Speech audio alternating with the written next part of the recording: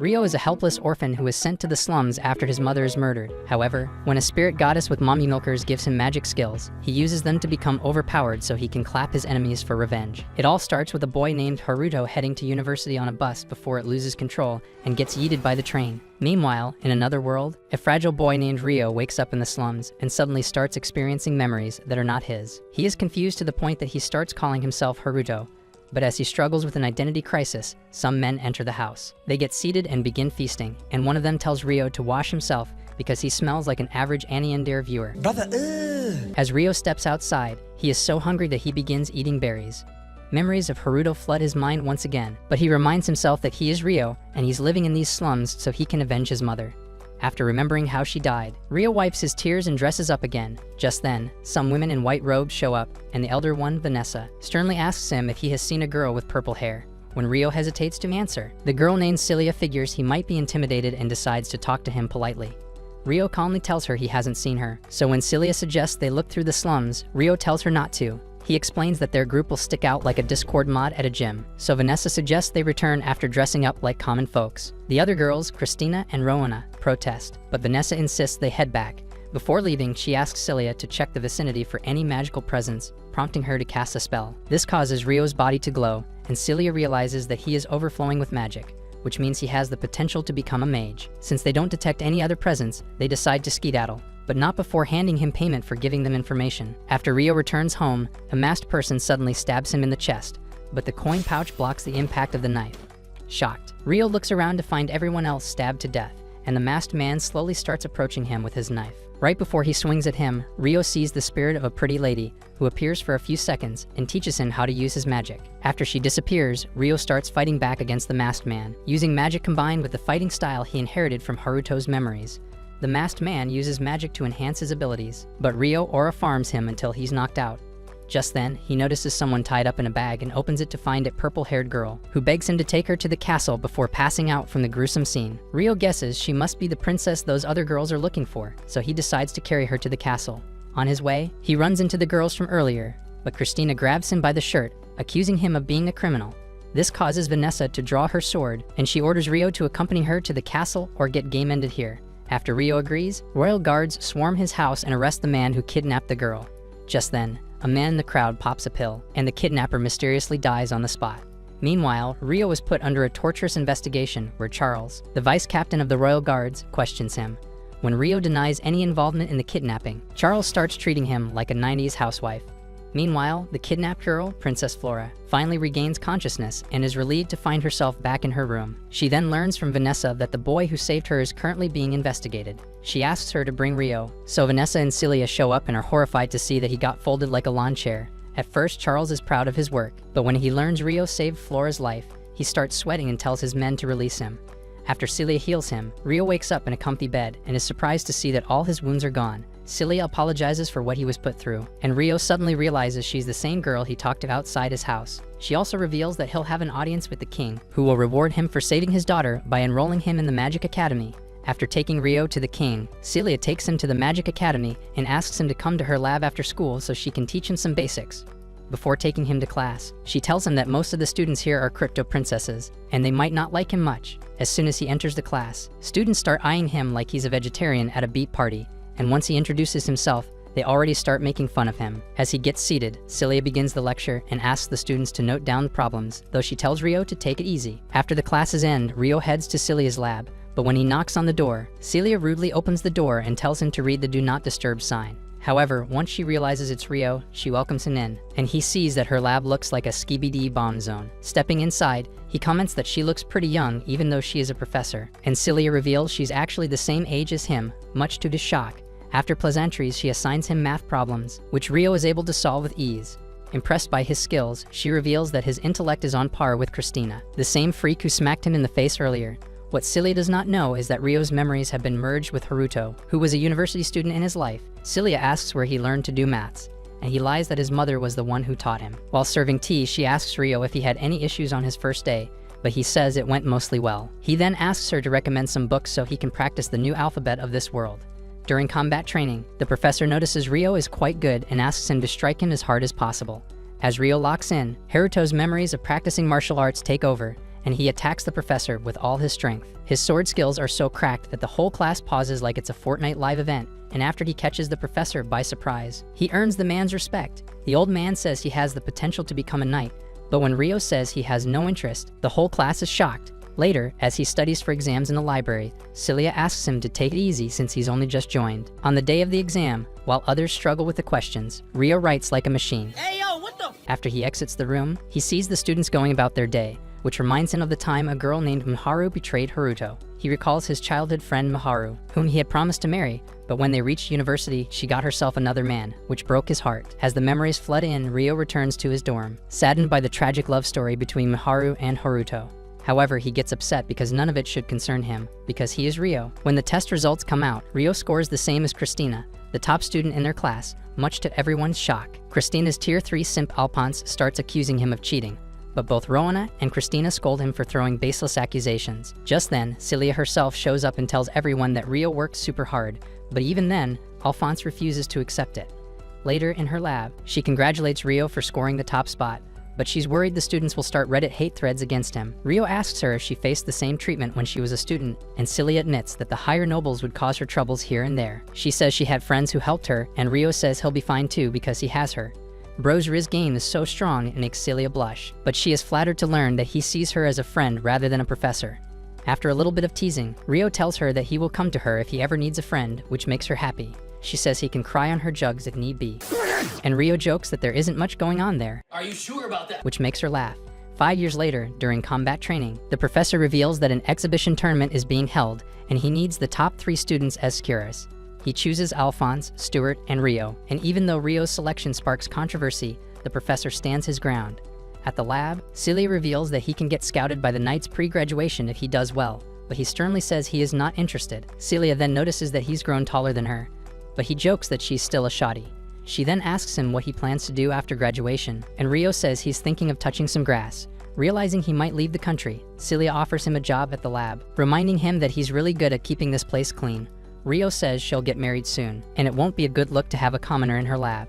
Celia says she doesn't plan to marry anytime soon, but Rio calmly says many will be interested because she's a charming woman, which makes her blush. She then asks where he will go, and he says he'll go to his parents' homeland Yagumo. He recalls his mother telling him about it and promising to take him there when he grows up, and Celia can see the pain he hides behind his smile now that she's head. A few weeks later, the tournament begins, and a knight named Alfred serves as a referee. As Rio is called to the arena, he runs into Alphonse on the way, who tells him not to choke or their whole class will get ratioed.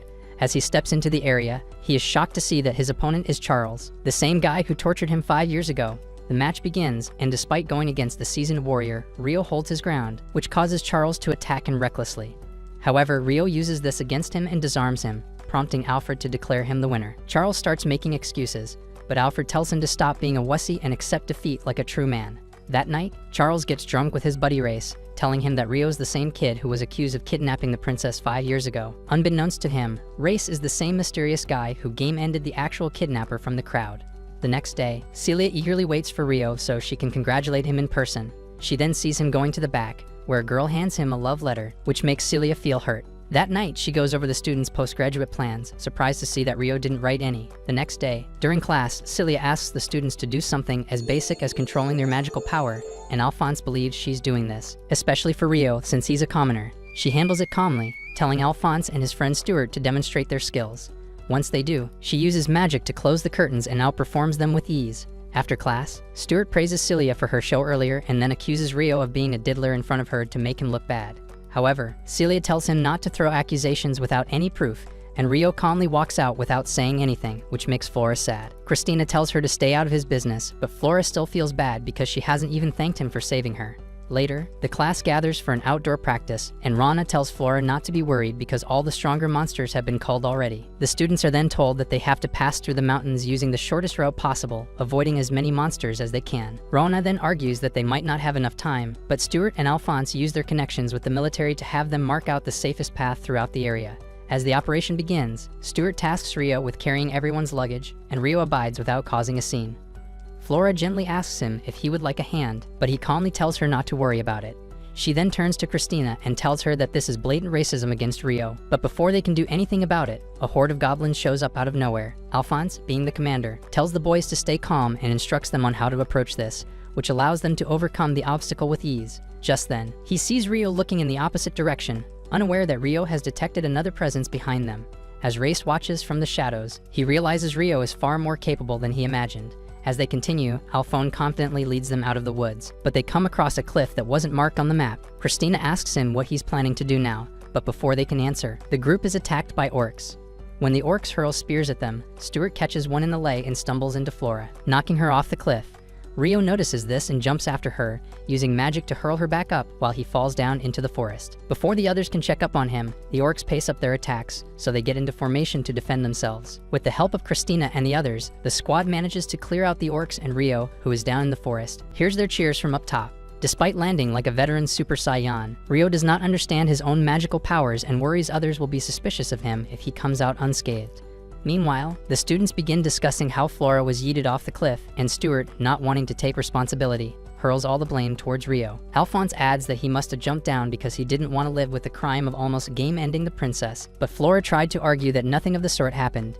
In the end, they decide to let it go and move on, but Flora doesn't want to leave Rio behind. She vows to help him even if it means getting left behind. But Christina and Rowena try to knock some sense into her. Just then, a beefy minotaur shows up, and not even Christina's Thunderball can do any damage to it. Alphonse suggests using Ice Lance, but when even that fails, he tells the squad to skedaddle out of there. Christina and Rona leave because they assume Flora has already escaped, unaware that she went back into the forest to heal those who were hurt.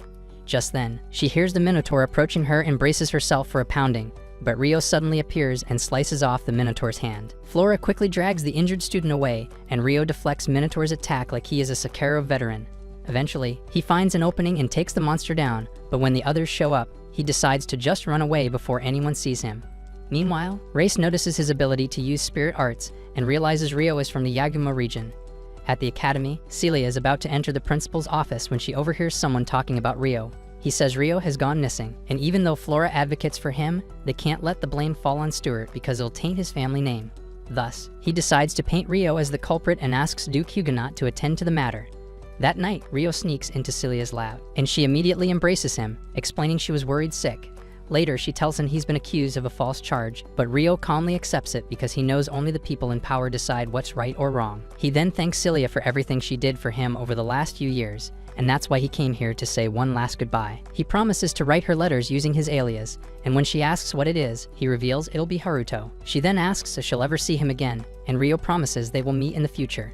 After a warm hug, she sends him off with a smile. But as soon as he leaves, Celia breaks down into tears. She recalls all the good times they've spent together, from meeting him for the first time to becoming friends with him. After Rio leaves, Huguenot visits the cells and asks one of his assassin girls, Latifa, to find and game-end Rio using the scent on his uniform. For the next few days, Rio Naruto runs through the forest, avoiding monsters and following the map until he reaches the neighboring kingdom of Gelark. At the main gate, he notices a board of wanted men and decides to keep his head low, unaware that Latifat is following him. Going through the bustling town, he comes across a shop selling pasta and learns that Governor Lieslot came up with this idea. Rio orders one bowl for himself, and the taste reminds him of Haruto's world, making him wonder if Lieslot came from the same world as Haruto. After he's done, he asks the shopkeeper where he can get more, and the man points him toward the Rika Merchant Guild. Once there, he sees people eating menju, which is another dish from Haruto's world. As he steps inside, he is greeted by a worker named Lot, who takes him around the place, showing him all kinds of foods he's never seen before. Later, as he's served black tea, he's reminded of all those times he shared it with Celia. He then asks Lot if she used leaves from Lee's, and she says yes, revealing that they provide their customers with the highest quality of products to ensure more sales. Later, as Leto packs his stuff, Rio leaves a letter for Celia, letting her know that he won't be able to write for a while, but he's safe and sound. After he leaves, Lot's assistant mistakenly addresses her by her real name, Lieslot, but she quickly reminds her that she's under a guise. With that, Rio continues forward with lots of food when he runs into an unconscious girl in the forest. He stops to take a look at her, but she turns out to be Latifa, who tries to ambush him. He manages to avoid her attacks, but is injected with a poisonous dart, which blurs his vision. Realizing she's a beast girl, he uses healing magic to stop the poison so he can fight her at full strength. As the battle begins, Rio realizes she's super fast even without enhancing her body, which means one wrong move, and he's toast. The two continue to exchange blows until Rio notices that she is too focused on her knives. This gives him the opportunity to attack her weak points, and he ends up disarming and pinning her to the ground. Assuming she's about to die, Latifa starts screaming for her mom, so Rio uses magic to put her to sleep before she attracts anyone. He then sees a collar of submission around her neck and realizes she is being forced to do this against her will. Using a spell he read from a book, Rio breaks the collar and suddenly gets a flashback of Haruto seeing a little girl in the same bus that took his life. Turns out, that girl woke up in the body of Latifah, who was a young slave to Stuart and his family. To make her submit, he put a collar around her neck, which would choke her every time she refused to follow one of his commands. Once she wakes up, Rio calmly tells her that if she fights him again, he might have to take her life. Getting hit with plist, Latifah immediately becomes submissive and agrees to stop. Rio then shows her the broken collar, and once she realizes it's off her neck, she completely breaks down in tears. After she's done, Rio gently asks who gave her the order, and she hesitantly says she doesn't know the name of her master. What she does know is the name of the person who used to torture and train her, and she tells him it was Stuart. Rio finally connects the dots that this house sent an assassin after him to save their son's image, so he sternly asks Latifah if she still plans to attack him. When she says no, Rio tells her she is free to go and that her gear is right behind her. Since beast girls are usually enslaved in the kingdom, he advises her to go to the west, to a land where humans and demi-humans live together in harmony. With that, Rio continues with his own journey, but realizes that Latifah is following him. He asks why she's still here, and she expresses her desire to go with him. Rio sternly says he did not break that collar with the intention to rescue or enslave her, but rather because he didn't want to take her life. However, Latifah, who has been imprisoned all her life, has no idea where to go and what to do. Even then, Rio reminds him that she tried to take his life earlier, and he cannot guarantee she won't do it again. Latifah is so desperate that she gives him the collar, asking him to put it around her neck to make sure she never attacks him again. Seeing her in this state moves Rio, so he agrees to let her tag along. Soon after, they take a break to fill their bellies, and Rio makes her a vegetable cheese sandwich, which she gobbles down with tears in her eyes. She tells him she has only eaten pet food until now, and Rio comforts her, promising her he won't treat her like this. With that, they continue their journey and reach the wilderness. Once Rio notices that Latifah is tired, he decides to set up camp since they are already across the border. That night, Celia gets a letter from Rio, and after reading it, she wishes that wherever he is safe and sound. Meanwhile, Rio decides to make spaghetti for dinner, and Latifah gets excited upon seeing it. He wonders how she knows what spaghetti is, but when Latifah fails to give a proper answer, he suspects she might have memories of a different world, just like him. That night, Latifah starts mumbling in her sleep about going back to Tokyo, and this confirms Rio's suspicions. The next day, Latifah wakes up before Rio and realizes he looks a lot like the boy she saw on the bus before it crashed. When Rio wakes up, she asks if she can call him Oni-chan, and Rio says he doesn't mind. He reflects on how she was so young when she died and then got enslaved in this world, so he takes it upon himself to put her heart at ease. And just like that, the duo keeps pushing through basically every Minecraft biome while also strengthening their bond each day. Being close to their destination, they set up another camp in the forest, and when Latifah begins having nightmares again, Rio uses magic to calm him down. When he notices someone outside, he leaves the tent to find a wolf outside. Just then, he gets flashbanged and ambushed by 4 demi-humans, so he uses his magic to defend himself, addressing them as demi-humans. He asks them that he comes in peace and wants to talk. Despite not trusting his kind, they eventually decide to accept his proposal since they have greater numbers. While the two of them, Orphan and Alma, leave to investigate the area, Sarah and Uzuma stay behind to talk to him. Sarah approaches him and starts off by telling him it's racist to call them demi-humans, so he apologizes before they cancel him on Twitter. As he introduces himself, Orphan and Alma spot Latifah in his tent and reveal that he's used spirit arts to put him to sleep. Without thinking, Uzuma leans forward and knocks him down, accusing him of diddling up one of their kind. As she keeps attacking, Rio asks them why they are being so aggressive, and Sarah explains that he's a suspect of kidnapping. He tries to explain that she's here by choice, but Uzuma refuses to trust him and keeps attacking. Eventually, the number game comes into play, and the demi-humans are able to take him down. After hitting airplane mode, Rio finds himself floating in endless water, and the spirit girl from earlier appears in front of him. He asks her who she is, but she says she doesn't know. All she knows is that she is connected to Haruto. After she says goodbye, Rio then sees Miharu in front of his eyes and wakes up, saying her name. He finds himself chained up on a bed, and Latifah immediately runs in, jumping on him and crying because she thought he was dead.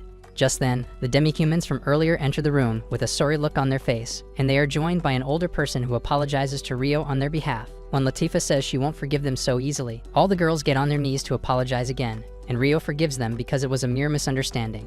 As Orphan unchains him, the older woman says he will receive a formal apology from the elders tomorrow, and until then, he can use this room to rest up. The next day, Rio follows her up the tree that holds their entire civilization, and she shows him another one, the world tree that holds the spirit of Dryas. She then asks if he ever had a spirit arts tutor, but he says he learned it from YouTube. After that, she takes him to the council meeting where the eldest demi-human Saldora welcomes him in.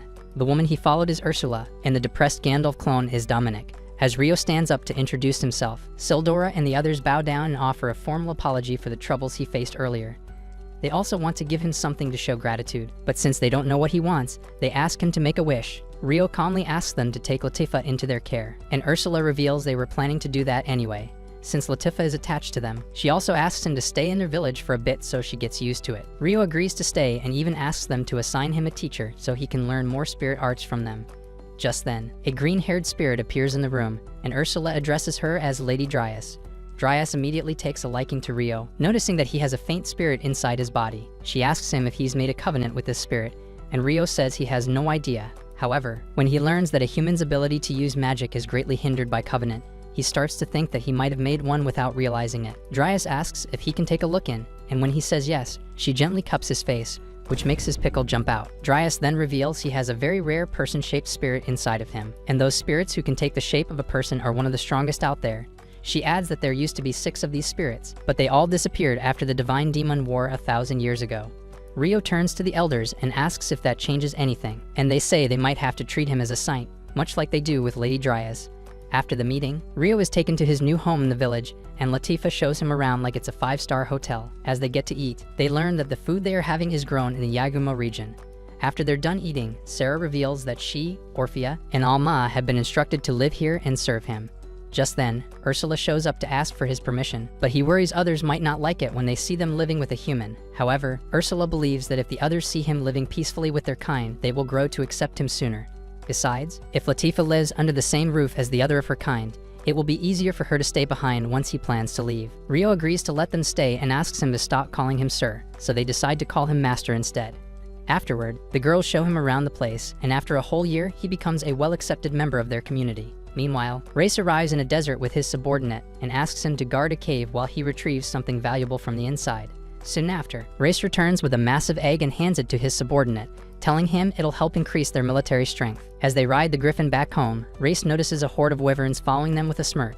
Later, everyone gathers in front of the tree to celebrate Rio's 1-year anniversary in this village and to watch Lady Dryas give Rio and Latifah a kiss of blessing.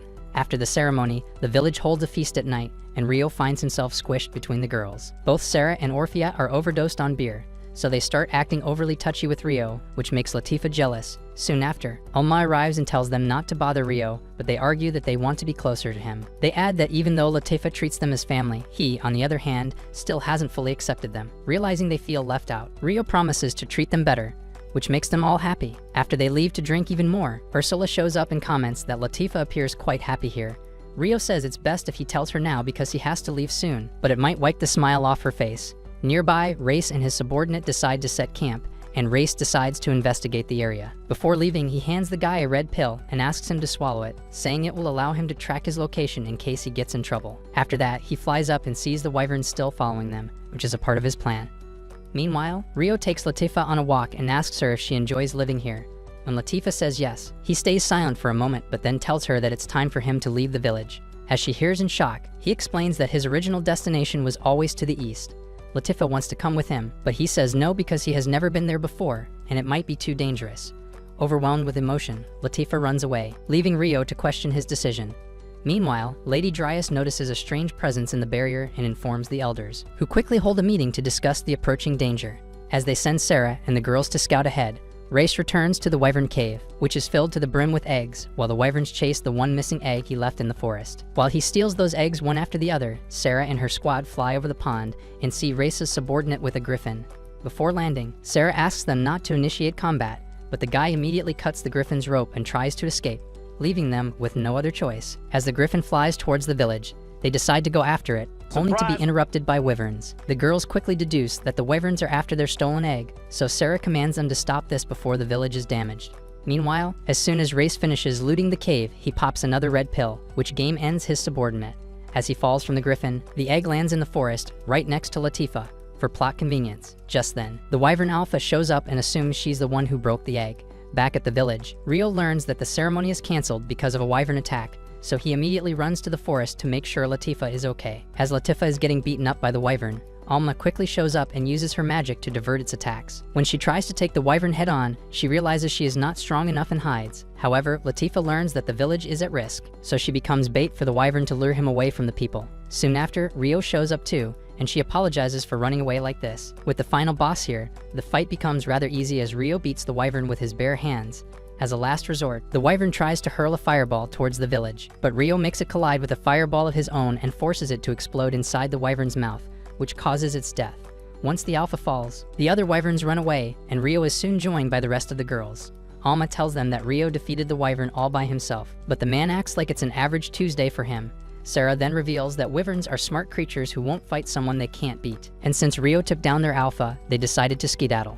The next day, Latifah apologizes for how she acted last night, revealing that she already knew he would have to leave one day. She also thinks that she is a troublemaker for Ryo, which is why he wants to leave. After Ryo assures her that that's not the case, she hugs him tightly and says she wants to be her little sister forever, even when they are not together. He then tells her that he's going to Yagumo because that's where his parents came from, and he might find more of his family there. At last, Latifah decides to tell him that she actually died once before and was reincarnated into this world. But she is shocked to learn that Ryo is the same as him.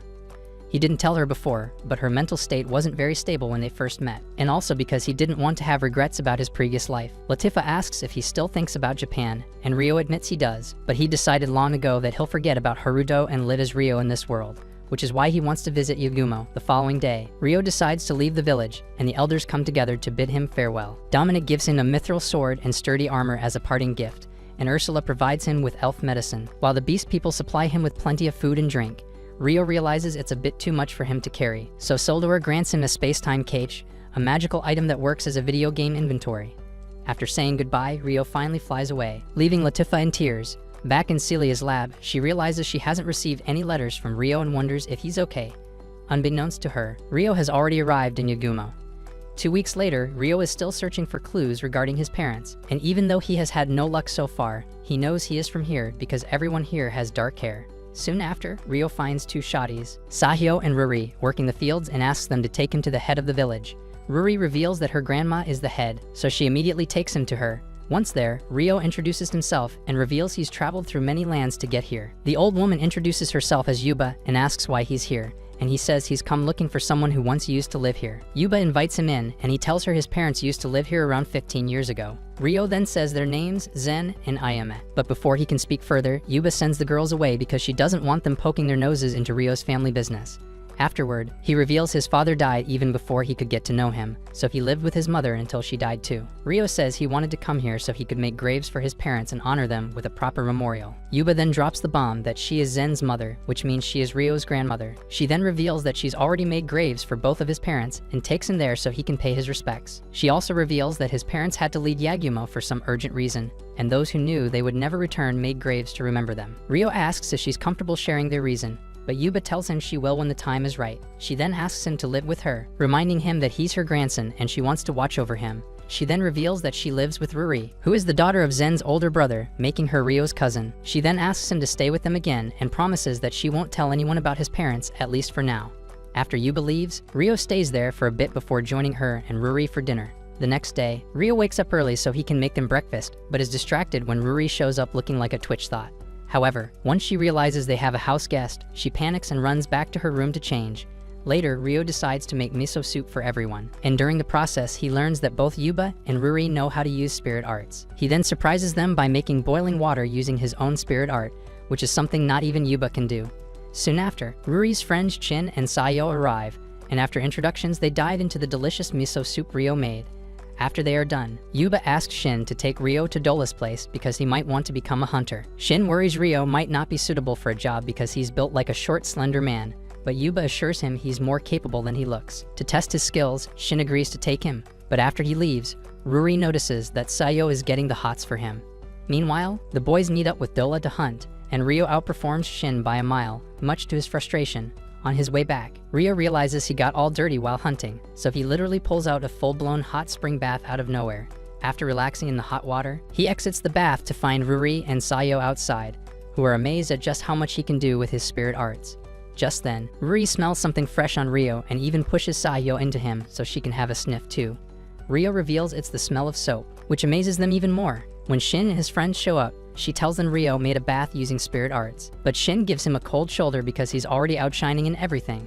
Ruri scolds him for being rude, and even his own sister, Sahyo, doesn't like the way he treats Ryo, which frustrates him even more. As the days go by, Rio becomes an eye candy for the ladies for helping around on the farms, and Sayo develops a crush on him. After a bountiful harvest, Yuba tells him they will sell their extra rice to the royal capital, and she wants him to guard their transport team. Meanwhile, at Yuba's place, Shin and his friends get into an argument with a man named Gon who has invaded their house without permission. When Gon tries to rizz up Sayo and Ruri in the baths, Shin prepares to fight him, but Ruri tells him not to because Gon is the son of the neighboring village's head. She then asks Gon why he is here, and he explains he needs to spend the night at her place because his cart broke and it'll take time to repair. When she tells him to go to the guest house, Gon tells him he's gonna be her husband anyway, so it won't change much if he swipes her V-card early. Hearing this, Shin loses his cool and attacks Gon, but the man easily blocks it and starts choking him.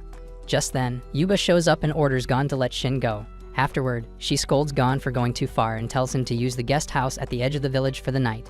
As Gon and his men casually walk away, they lock eyes with Rio. Gon tries to kick Rio's leg but ends up tripping, so he walks away in embarrassment.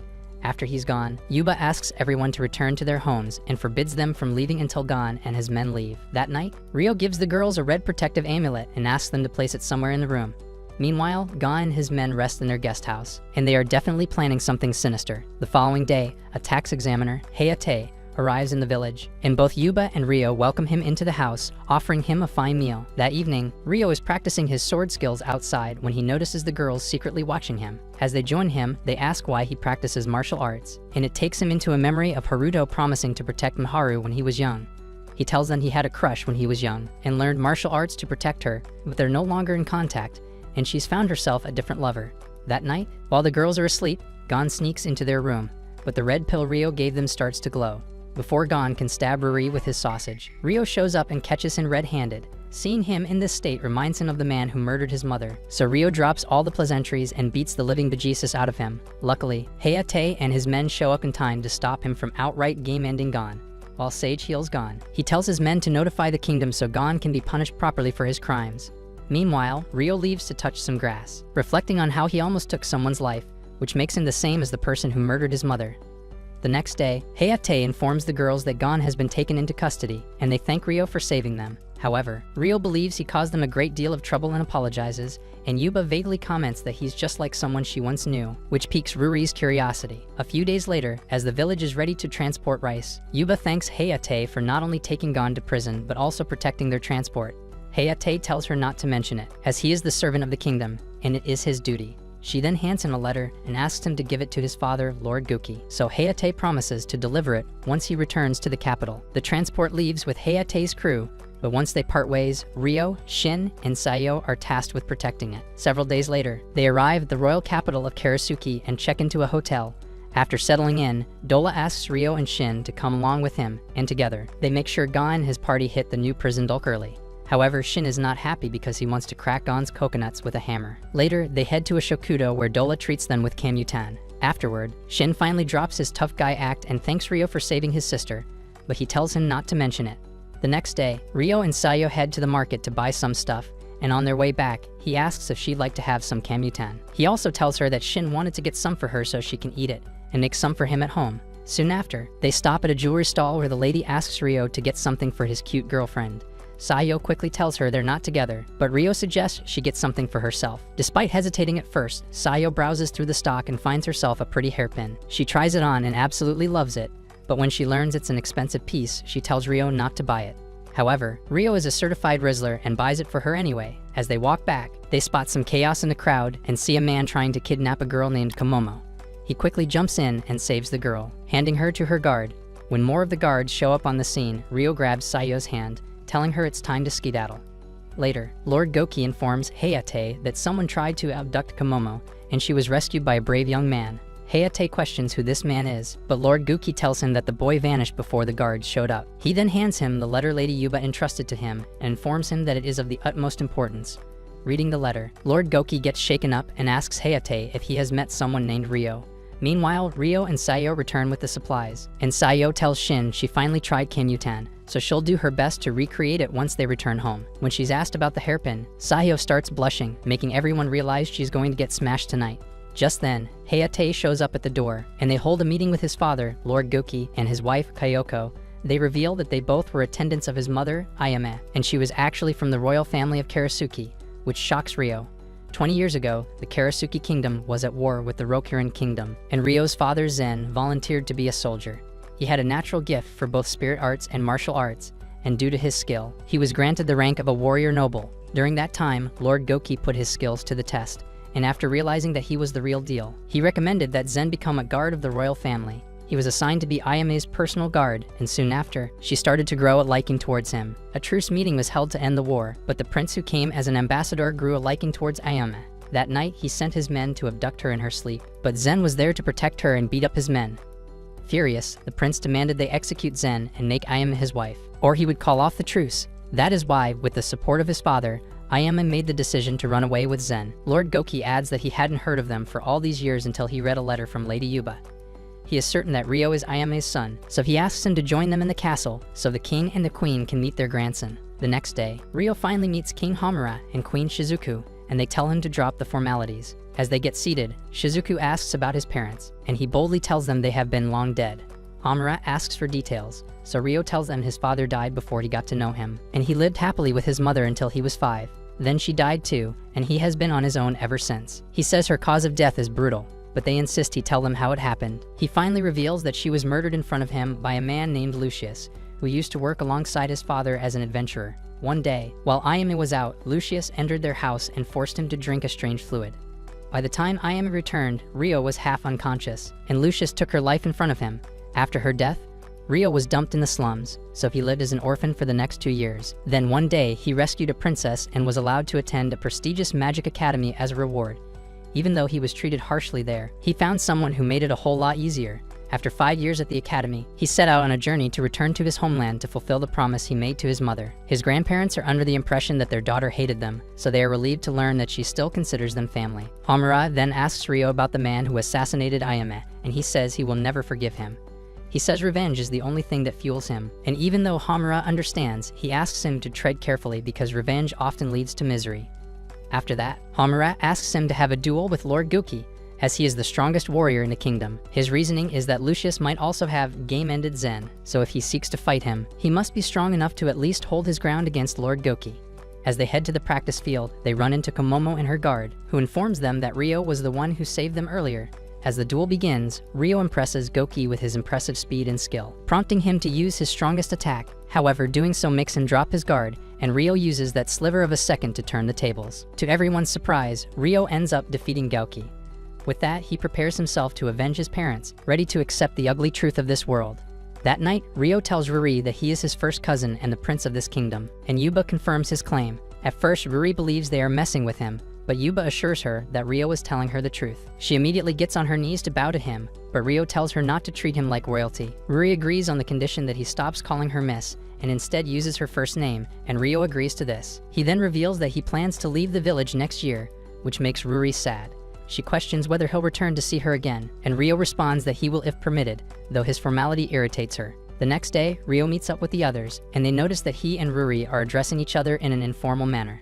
When asked why, Ruri says they're living in the same house, so she asked him to be easy around her. As the days go by, Ryo becomes a significant member of the community and even helps set up water turbines for the village.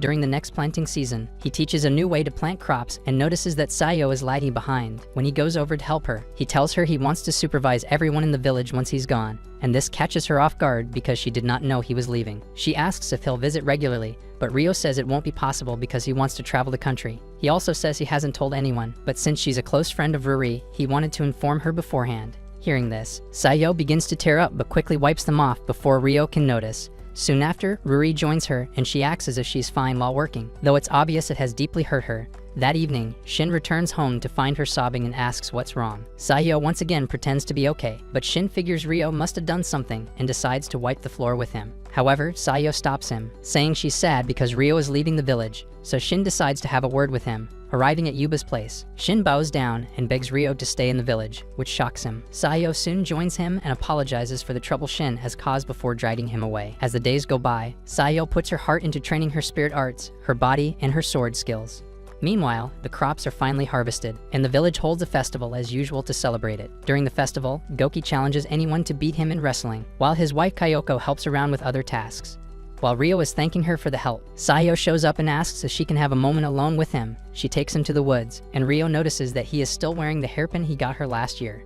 Sayo then finally admits that she is in love with him, and even though he is surprised, he apologizes because he cannot return her feelings. When he says part of the reason is that he is leaving the village, she quickly tells him to take her along, revealing that she's been working really hard so that she wouldn't slow him down. She begs him to take her, but Rio calmly refuses, saying he cannot return her feelings.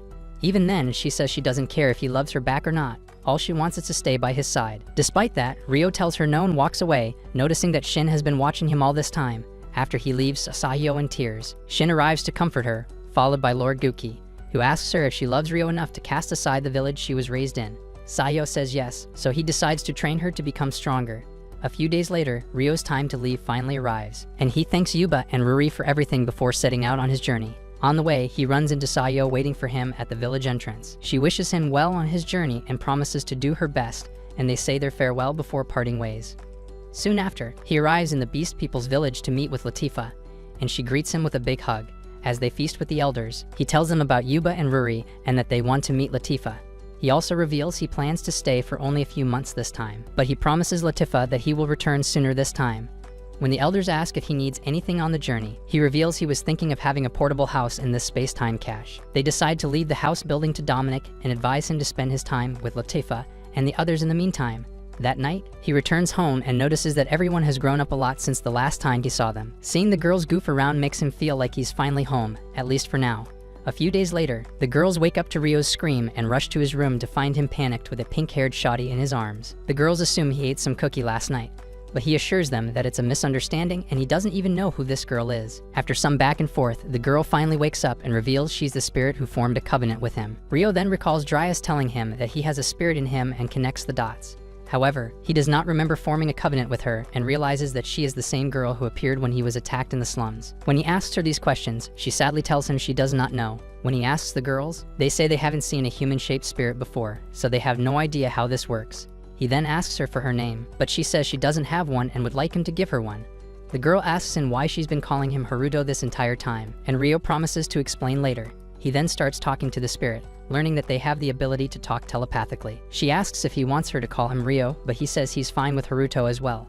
As for naming her, Rio says he needs some time because this all happened too quickly, and his brain is barely working as it is. The girls then suggest they talk to the elders because Lady Dryas is a person-shaped spirit too, and might have some advice for them. Rio asks the spirit to come along, and she casually stands up, putting her whole stock on display before generating a new dress with mana. Seeing her beauty reminds Rio of Miharu with hair like warm spring flowers, so he decides to name her Aisha.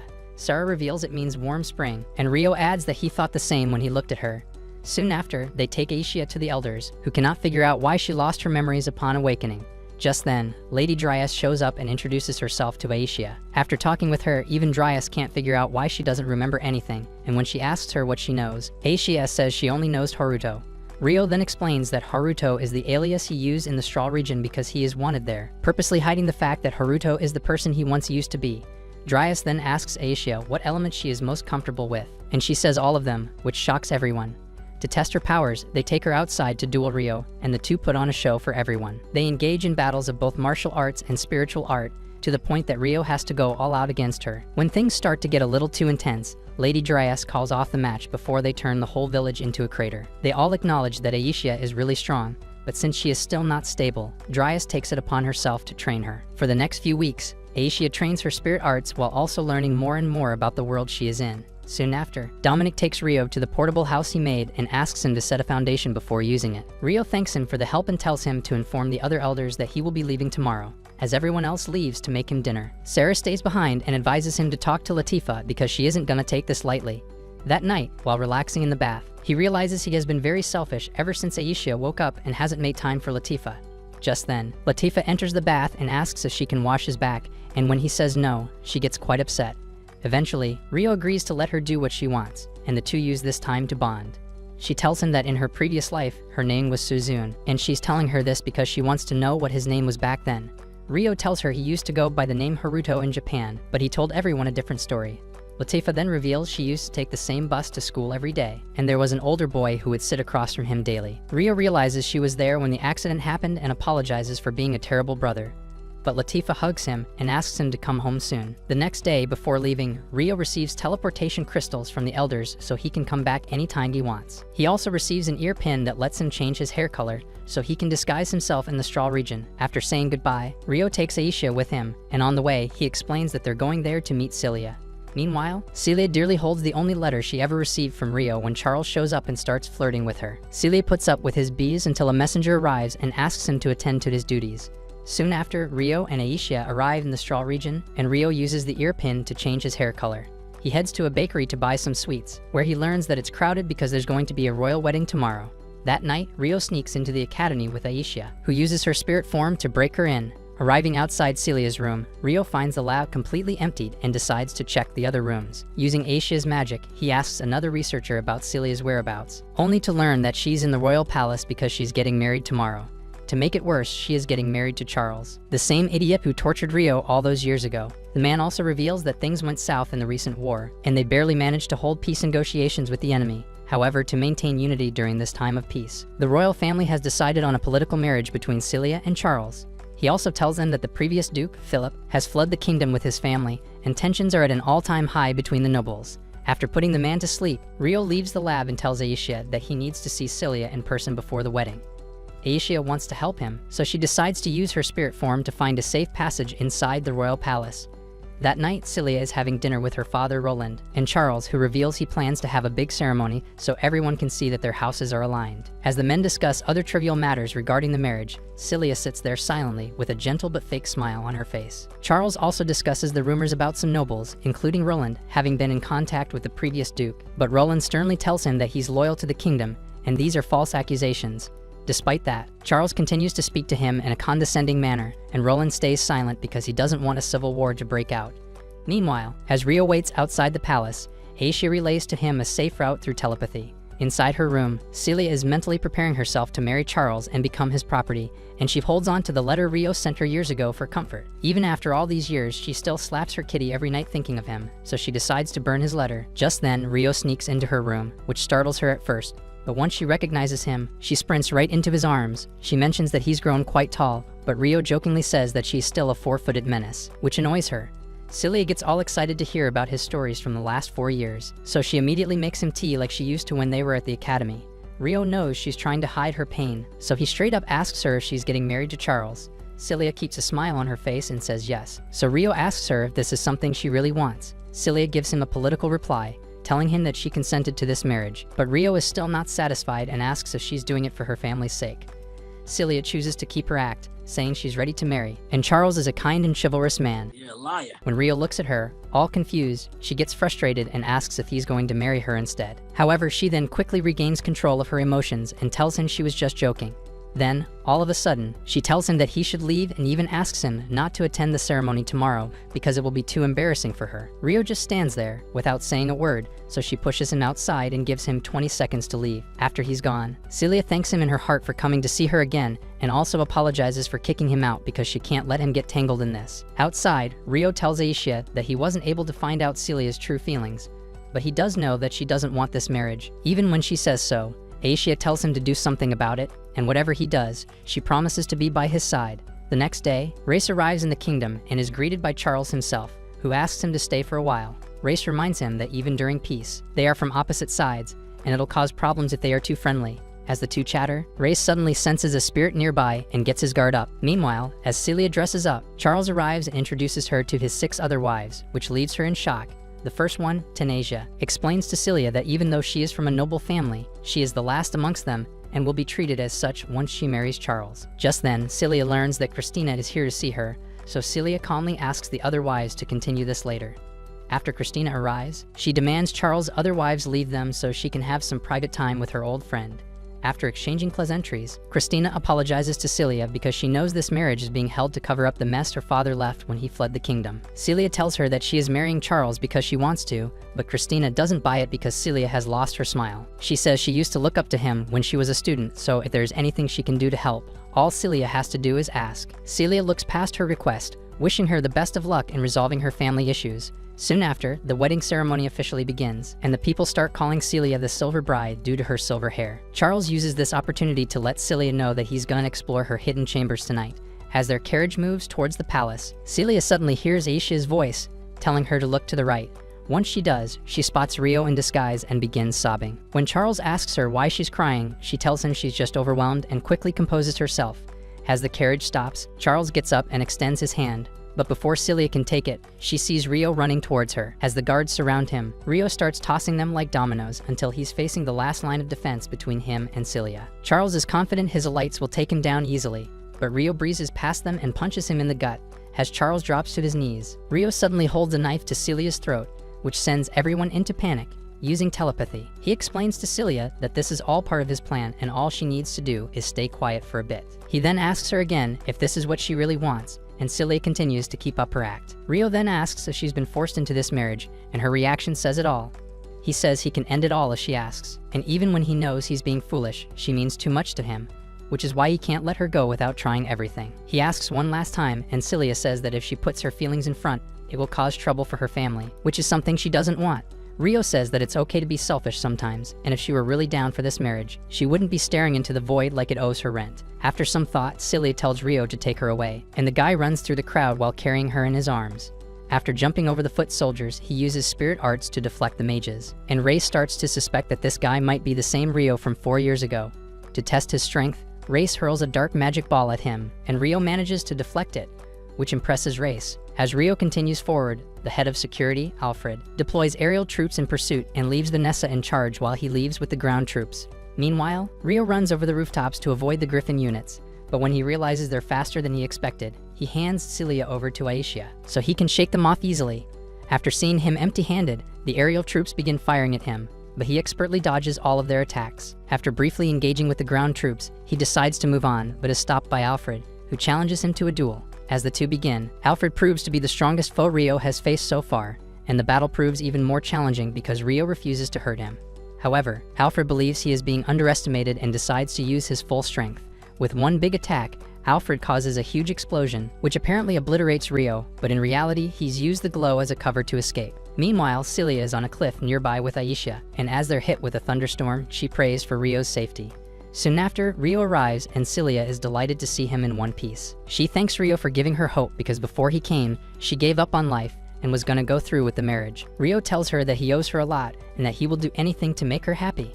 As they decide on their next destination, the mountains around them are all struck with different colors of lightning simultaneously. Aisha quickly realizes that these are signs of summoning and asks Rio to help them while she takes care of Celia. Soon after, Rio finds these summons captured by goons and rescues them. One of these summons turns out to be his childhood love, Miharu, which leaves the man in utter shock. Many years ago, Haruto and Miharu used to be best friends, but when Haruto's parents divorced, he had to leave town. Miharu was extremely sad about it, so they promised to marry in the future so they wouldn't have to be apart. After years of no contact, Haruto worked really hard and enrolled in the university where Miharu also studied so he could meet her again. On his first day, he saw Miharu waiting by the gate and tried approaching her, but he stopped when he saw another boy named Takahisa join her. Soon after, another shawty named Satsuki joined them, and she accused him of leaving him behind so he could diddle with Miharu alone. Later, the group joined Aki and Masato and decided to have a party. Just then, a magic circle appeared beneath their feet, and they were all teleported into a different world. At present, Aisha immediately senses the summons and begs Rio to help them. Miharu finds herself stranded with Aki and Masato, and before she can process what happened, a giant berserker appears behind them. Meanwhile, Rio is heading towards their location and stops when he sees some lingering effects of spatial magic. He also spots Miharu's cell phone, which confuses him further. In a nearby slave camp, Aki and Masato are locked up in a cage, and an ugly Ankh takes Miharu away to explore her cave of wonders. As Rio flies closer, he sees the camp from a distance and decides to investigate on foot. When he approaches the guards, they signal his arrival, and all the cages are covered to avoid suspicion. Rio shows them the cell phone and says he's looking for its owner, but the Ankh tells him off. Noticing dozens of guards in the area, Rio realizes that starting a fight right now is not wise, so he decides to leave peacefully. But then he hears Aki screaming for help, and it catches his attention because she's speaking Japanese as opposed to the native language of this world. He tells the ugly Ankh that he's in fact looking for the people he's captured, but the man orders his men to end Rio before he causes too much trouble. Before the fight starts, Rio tries to capture the leader for negotiations, but the guards stop him. With no other options, he takes out his twin blades and starts dropping them one after the other. One of them can use magic and throws fireballs at him, but Rio uses the smoke to his advantage and takes him out as well. The ugly man wets himself upon seeing his power, and Rio demands that he let everyone go, or he will take out his remaining men as well. After Aki and Masato are released, they are shocked to learn that he can speak Japanese, so they tell him that one of them is locked up in the wagon. Ryo approaches the wagon and breaks the lock, only to get shocked when he sees Miharu inside. Keeping his identity hidden, he takes them out of the camp and telepathically tells Aisea that he saved all the summons. Miharu then takes a moment to thank Ryo for saving their lives, but Ryo tells her not to worry about it. She then introduces herself and asks him what his name is, and Ryo tells her he's going by the name Haruto nowadays, but he doesn't have a last name. Hearing the name, Miharu and Aki both freeze in the moment, but before Aki can say something, Miharu politely tells her to zip it. Ryo then remembers that Haruto had a half-younger sister named Aki who left with his mother, and they never saw each other again. Looking at her face, he realizes she is the same Aki because she also has purple hair and a similar face. Aki then asks him why he's staring at her, and he says he was just wondering why they reacted weirdly to his name. Just then, Masato asks why he doesn't have a last name before he introduces himself as Aki's stepbrother, which makes Ryo realize that Haruto's mother must have married Masato's father after the divorce. Ryo then promises to answer Masato's question later because they must find a shelter before the sun goes down, or zombies will start spawning. He then guides them to a nearby forest and uses magic to summon the portable house that Dominic built for him. While the others are shocked at seeing magic for the first time, Aisea suddenly drops from the sky, carrying Celia, who immediately goes to check up on him. He then introduces Miharu and the others to Celia in her own language. But when the language barrier makes things awkward, Aisea suddenly kisses Celia's forehead. She then goes on to kiss the forehead of Miharu, and this allows them to understand each other's language. Ryo asks him when she learned to do that, and she says it is because he can speak both languages. She then says she's hungry, so Ryo invites all of them inside the house. That night, while the girls enjoy a warm bath, Celia tells Miharu and Aki everything about Ryo, along with the fact that Aisea is a spirit. Meanwhile, Masato learns from Ryo that they have been teleported to a different world, like a fantasy role-playing game, except there is no respawn button here. This makes him realize they all would have died if he hadn't shown up to rescue them, which makes him feel horrible. Just then, the girls step out of the bath and thank Ryo, and when he turns around, he sees Celia wearing a tracksuit instead of her usual outfit. She happily explains she borrowed them from Aki because she wanted to get out of her wedding dress, and also mentions how easy it is to move in these clothes. Ryo realizes they don't have any clothes since they just came here, so when he suggests they go shopping tomorrow, Miharu says they don't have the money for it. He tells them not to worry about money and asks Celia if they should go to the city of Amand, and she immediately says yes because she also wants to sell her wedding dress for some quick cash. He again reminds them that he'll be their sugar daddy before diverting their attention to the food he's prepared for them. After dinner, Ryo learns that Miharu and the others were caught by a summoning circle, so when Miharu asks if there is a way for them to return, he says he doesn't know the answer to that. Celia then mentions how she saw 6 pillars of light when they were summoned, and it leads her to believe it has something to do with the 6 wise gods. Ryo then explains a legend that says that 1,000 years after the Holy War, 6 Infinity Stones will emerge in the world, which will bring forth 6 heroes who will lead all humanity. However, he cannot understand why the plot gods chose these 3 idiots as part of the Holy 6. Miharu then mentions that she was with 2 other friends, Satsuki and Takahisa, and she is worried they might be in some danger. Just then, Aisea gets tired and forces Ryo to take her to bed so she can replenish her powers, and it makes Celia freak out because she had called dibs on his sausage. Aisea claims it is routine for Haruto to sleep with her, and Celia demands an explanation from him. Ryo then explains that he is the power source behind Aisea's magical energy, but Celia still feels a little jealous that Aisea gets to sleep with him. Hearing this, Aisea decides to sleep with Miharu instead, explaining that although she prefers Ryo, Miharu also processes a tremendous amount of magical energy. Although it comes as a shock to them, Ryo suggests they discuss it later. He then tells Aki and Masato to share a room, and they agree to it because they're siblings. Ryo then guides Celia to her room, but she secretly wishes he visits her at night to have her snack. Ryo then returns to his room and wonders how Miharu would react if he told her he had all the memories of Haruto. He then tells himself that Haruto is in the past, and he is Ryo, whose only goal is to slay the man who flatlined his mother. Just then, he hears a knock on the door and sees Celia, who says she wanted to chat with him. He invites her in and serves her tea, which reminds Celia of her time at the academy. She then asks him how he has been doing ever since he left her, and where he met Aisea. But more importantly, she wants to know about his past life, so he asks her to calm down because he can only answer one question at a time. He starts by telling her about his past life, explaining that he has memories of another version of himself, and that version existed in the same world where Miharu and the others came from. He tells her he got these memories a few moments before the first time she met him in the slums, and in that past life, he went by the name Haruto. He says he was an adult in that world before he died, and Celia finally understands why he was so mature from the get-go. She then thanks him wholeheartedly for basically rescuing her from that marriage, but at the same time, she is worried sick about her father. She wants to somehow let him know she is safe, so Ryo suggests she write him a letter. Meanwhile, in the palace, Race discusses the kidnapping of Celia with Charles, but Charles is sure the kidnapper was incinerated by Charles. However, Celia is nowhere to be seen, and he believes she was taken by someone else.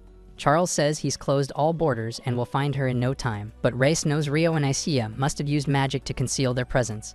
Charles also mentions that a hero was summoned into the kingdom, and his father has taken him into custody.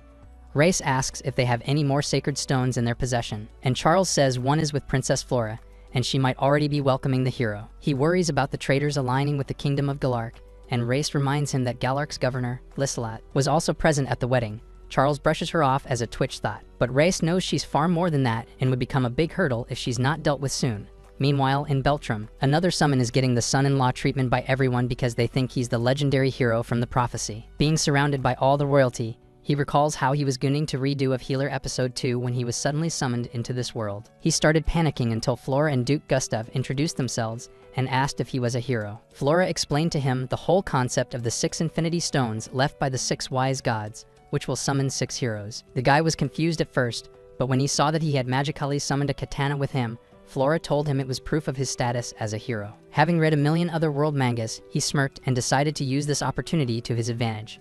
Flora then asked her what his name was, and he proudly introduced himself as Sakata. At present, he tells Flora that he has a whole life back home and would like to return, but Gustav politely asks him to listen to his proposition first. The next day, as Rio takes Celia and Miharu shopping, he asks Aki and Masato not to leave the protective barrier of the house. Icea then carries Celia and flies away, so Rio asks Miharu if she's comfortable flying with him. When she says she is, he carries her in his arms and takes a flight, which makes her blush. He asks her if she is scared, but she says she's fine as long as he holds her tightly. Meanwhile, Celia asks Icea how much she knows about Rio, and Icea says she has all of his memories downloaded into her. Hearing this makes Celia sad, and she admits she feels a little lonely knowing that she only knows a few things about Rio as opposed to her. Icea then tells her that Rio has started to rely on other people, and it's all thanks to Celia, who treated him with kindness when no one else did. Once they reach the city, Rio hands them magical ornaments that allow them to change their appearance so no one recognizes them. He takes them to the Rika Merchant Guild, where the receptionist Chloe greets them. Rio asks her to help the ladies while he runs some errands around town. As they try on different clothes, Rio goes around town asking about their friends Takahisa and Satsuki, but he gets no leads. When he returns to the guild, he finds Miharu holding a pair of plot armor, and it makes them both embarrassed. He decides to leave again, but Miharu asks him to try on a new outfit, which really suits him. Meanwhile, Lissalat learns that the borders will remain closed for a while because Beltram doesn't want anyone to know what happened at the wedding. Lissalat is anxious because she can't run a business here, but her maid Aria advises her to consider this a vacation. They discuss the kidnapping of Celia, and Lissalat realizes Aria must be worried because she and Celia used to be friends in the academy. She asks her for potential suspects, and Aria believes someone from Duke Arbor's family must have done it. Lissold also learns about the hero summons, and it gets her hyped because one must have summoned in Galark as well. Later, Rio and the others return to his house, and they all try on new costumes that help them blend in with this world's medieval fashion. Later, he tells them he couldn't find their friends, but he suspects they must have been summoned as heroes, while the 3 of them just got caught up in the circle by accident. Aki wants to find them fast, but Rio suggests they get used to this world's customs first because they can't always rely on Icea. The next day, Rio has to leave for some work, and everyone tells him to be safe out there, as if he needs any more plot armor. He tells Icea to take care of everyone before using teleportation magic, leaving them in shock. He then arrives at the Village of Spirits, and Latifa immediately runs into his arms in excitement. Soon after, Orphea, Alma, and Sarah greet him as well, and Alma mentions how Sarah was extra excited to see him, which embarrasses her. Rio says he's happy to see them, but he's come here to talk to the elders, so they immediately arrange a meeting in which Rio discusses the 6 hero summons. When they ask him how he's so sure about these otherworldly summons, Rio tells them he actually rescued 2 girls and a boy who were summoned from a different world. He thinks these 3 are not heroes, but there were 2 other friends with them who he suspects are the true heroes. While those 2 were summoned by the sacred stones, these 3 might have been just caught up in lingering magic. Seldora asks him how he bypassed the language barrier with these people, and Rio tells him he knows their language because he has lived in their world in his past life. He promises to tell them the full story some other time, but for now, he wants to know if they can offer protection to the 3 summons and 1 additional person he rescued for a short time. Seldora wants to know more about it, so he tells them he wants to go around the country looking for clues to send them back to their worlds, and it's hard for him to protect them in that case. Dominic asks him about this additional person he mentioned, and he says it's his teacher, who was forced into a marriage against her will. When he says he kidnapped her on the wedding day, all the girls in the room start blushing. Dominic bursts into laughter because Rio has balls bigger than Jupiter and promises to look after all of them. Ursula and Sildora also agree to it, though they make him promise that his friends will not reveal the location of their village to anyone else. That night, Rio explains to Latifa that he had no choice but to talk about his past life to the elders, and this makes her sad because she has kept her own past a secret until now. Rio assures her she doesn't have to tell anyone, but when she learns Rio also told those summons about his life in Japan, she feels bad because it was supposed to be their secret. Rio finds her reactions adorable and assures her that no matter what happens, she will always be special to him. He asks her if she remembers the girl he was in love with back in Japan, and his younger sister, who was separated from him after the divorce. Latifa says she remembers, so Rio tells her that the two girls he rescued are his crush Miharu and his half-sister Aki, but they don't know he's the same Haruto yet. He explains that they are already feeling lost in this world, and he doesn't want to give them more emotional strain, but most importantly, he is Rio in this world. This is why he doesn't want them to know about it, and asks Latifa to keep it a secret. Latifa realizes from his tone that he wants to tell them on his own and tries to encourage him, but he gently tells him he can't do that right now. She feels bad that he has to hide his feelings, but he hugs her and assures her everything will be okay. The next day, Rio says goodbye to Latifa and the others, promising to return soon.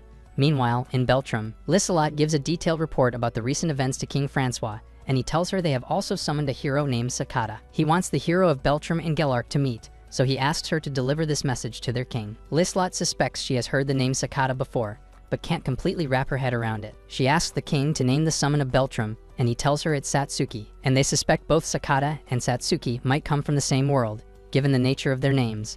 Later, Princess Charlotte takes Celia to Satsuki's room, and Celia is shocked to see her. The next day, before dawn, Reis gathers a small group of zombies and sends them into the forest to hunt for anyone with a strong magical prowess. After the sunrise, Celia helps Masato get familiar with this world's language, and he slowly gets the hang of it. Aisea, on the other hand, is replenishing her energy, while Aki and Miharu are preparing lunch in the kitchen. Aki then expresses her worries about their living situation, mentioning how she has left his whole life behind, and she doesn't even know if Satsuki and Takahisa are safe or not. Miharu hugs her to give her comfort, admitting that she is worried too, but meeting Rio and Celia has helped her calm down. Aki questions if she even wants to go back, and she says Rio is working really hard for them, so they will eventually make it back. Aki asks her what she thinks of Rio, mentioning how she's been acting so calm and casual around him from the get-go. Miharu says Rio is kind and gentle, but he also reminds her of Haruto. However, Aki gets upset upon hearing Haruto's name and says it's disrespectful to compare the two, not knowing that they are practically the same person. She then steps outside to cool off and regrets her words, but Miharu joins her soon after. Just then, Miharu notices some zombies standing at the edge of the barrier, and they casually break through it. Before they can attack, Aisea wakes up and starts fighting them. But when she finds herself overwhelmed, Celia shows up to assist her using her own magic. Just then, Rio returns and takes care of the stronger monster, but before dying, it says something to him that shocks him. That evening, the majority of the zombies return with successful hunts, and Reis takes note of the 3 missing zombies. Understanding that he's dealing with a strong foe, he decides to put his plan in motion immediately. Later, Rio brings the whole squad to the Village of Spirits, and Latifa comes running into his arms as usual. Soon after, Sarah and the other girls join them and bow down to Aisea, making Masato wonder if she's a big deal around her. Rio then explains that Aisea is a high-level spirit in a human form, and she is considered divine in this village. Celia then turns to Latifa with sparkling eyes and tells her Rio told her all about his sister. She finds her tail really cute and asks if she can touch it, and Latifa tells her she can, making them wonder if she has a furry kink. Latvia then starts speaking in Japanese, much to their shock, and she casually tells them she also has memories of her past life, just like Rio. Rio asks if she is sure about this, and she says she's already told everyone in the village because she has come to terms with her past. As everyone introduces themselves, Miharu goes last, and Latifa realizes she's the girl Haruto grew up loving. Sarah then takes them to the village, where Aki notes that people are hiding from them. When she wonders why, Masato tells her it's because her face should come with a warning label. Rio then explains that the villagers are not used to seeing humans, which is why they are shy. Just then, a bunny girl approaches Miharu and whispers in Latifa's ear that she likes Miharu's dress. In response, Miharu tells her she likes her bunny ears, and the girl happily returns to her mother. Soon after, the villagers warm up to Masato and Aki and even throw them a welcoming party that evening. The elders join them too, and after paying respects to Aisea, they welcome Miharu and the others. Right then, Dreas appears as well and gives them a warm welcome. With that, the feast begins, and everyone enjoys good food. Amid all the fun, Aki notices how Rio is very popular, and everyone seems to like him, so Latifa tells her she is proud to call him her big brother. Aki quietly admits that she is jealous and wishes she could see her big brother Hartu one day. Afterward, they all arrive at Latvia's house, and she tells them she has an open-air bath in here. Masato gets excited to use it, but Aki challenges her to a game of rock, paper, scissors, which he loses. So while the girls relax in the bath, he has to sit on the balcony and take it like a man. Back in the bath, Aki looks at the stars and comments that they look beautiful. She wonders if they would ever return home, and Miharu assures her they will. Outside, Masato asks Ryo how he's so strong, and he says it's because he has to protect his loved ones. Hearing this pumps up Masato, and he vows to become strong so he can protect Aki. The next day, Celia sees Ryo practicing his sword strokes and wishes he practice his strokes on her kitty as well. He notices her and asks why she woke up so early, and she says it's because she slept well in such a peaceful place. As they sit under a tree, he apologizes for forgetting about her worries and suggests they send a letter to her dad to let him know she's safe. Celia worries that he's putting his own priorities aside by helping others so much, and she wants to make things easier for him. He admits he has some things to take care of, but assures Celia that she is not in his way and that he wanted to save her more than anything. He adds that sending Miharu and the others home is also his priority, so after he delivers Celia's letter, he will head to Rodania to gather more info on the heroes. Celia tells him he can rely on her, and she will help him because she is the mage with the most amount of magic in all of Beltrum. Soon after that, they prepare to leave the village, and Sora assures her she will take care of the others in their absence. Miharu then shyly hands Ryo a basket of food she's prepared herself and thanks him for going so far for her sake. Ryo tells her not to worry about it, but she promises to repay him with moral and oral support when he returns. Ophelia and Alma start teasing Miharu for acting like a housewife, which makes her blush. After they fly away, she prays to the anime gods to give them plot armor. Meanwhile, in Beltrum, Liselot meets Sakata to invite him to a meeting with Satsuki, but the man hasn't heard a word she said because she looks too cute. He thinks about how he's already surrounded by cute shawties like Flora and Roana, but Liselot just hits him differently. He then asks Liselot if she will be there at the meeting, and when she says yes, he agrees to go. That night, Isia informs Ryo that they have reached Beltrum, and Celia becomes happy seeing the place she grew up in again. Once they reach, Ryo uses invisibility magic to sneak into the garden, and Celia opens a secret entrance that leads up downstairs. As soon as they enter, Celia's father, Roland, detects their magic and goes to check up. He suspects it must be Celia, but before he can see her, she leaves a letter on his desk and leaves. Once he reads the letter, he immediately runs out to catch a glimpse of her, but she's already gone by then. Celia thanks Ryo for making it happen, and he promises that the next time they come here, he will make sure she sees them in person.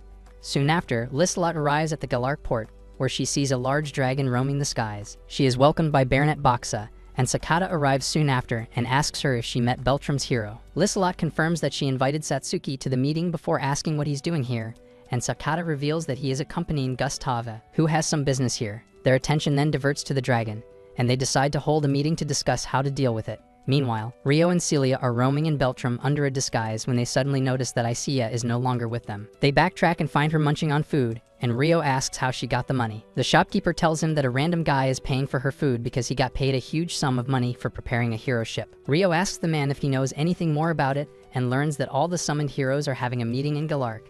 That night, Liselot tells Sakata that the dragon is so strong that no one can beat him, so if push comes to shove, they will have to evacuate the city. He asks her what she will do in this situation, and she says she will return to her city, Amand, because she is the governor there. Sakata worries it will be dangerous to fly with a dragon roaming around, so she decides to go by land.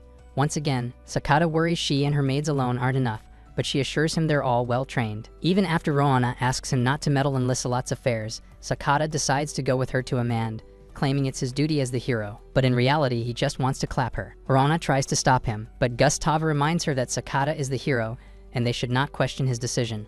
Liselot is worried that if something happens to him, it will strain relations between their nations, but Gustava assures her no responsibility falls on them regarding Sakata's safety. With that, Sakata produces his sword and tries acting cool, but Liselot is clearly not impressed by his zero riz game. The next day, Liselot is about to leave when a guard recognizes her maid, Aria. He introduces himself as Raymond and mentions how he has known Aria from the time her family was caught in a tragic incident. Soon after, Gustava arrives and tells them it's time to leave. As they begin their journey, Sakata joins them in their carriage, but Liselot is so bored by his nonsense that she asks Flora to speak to her about herself.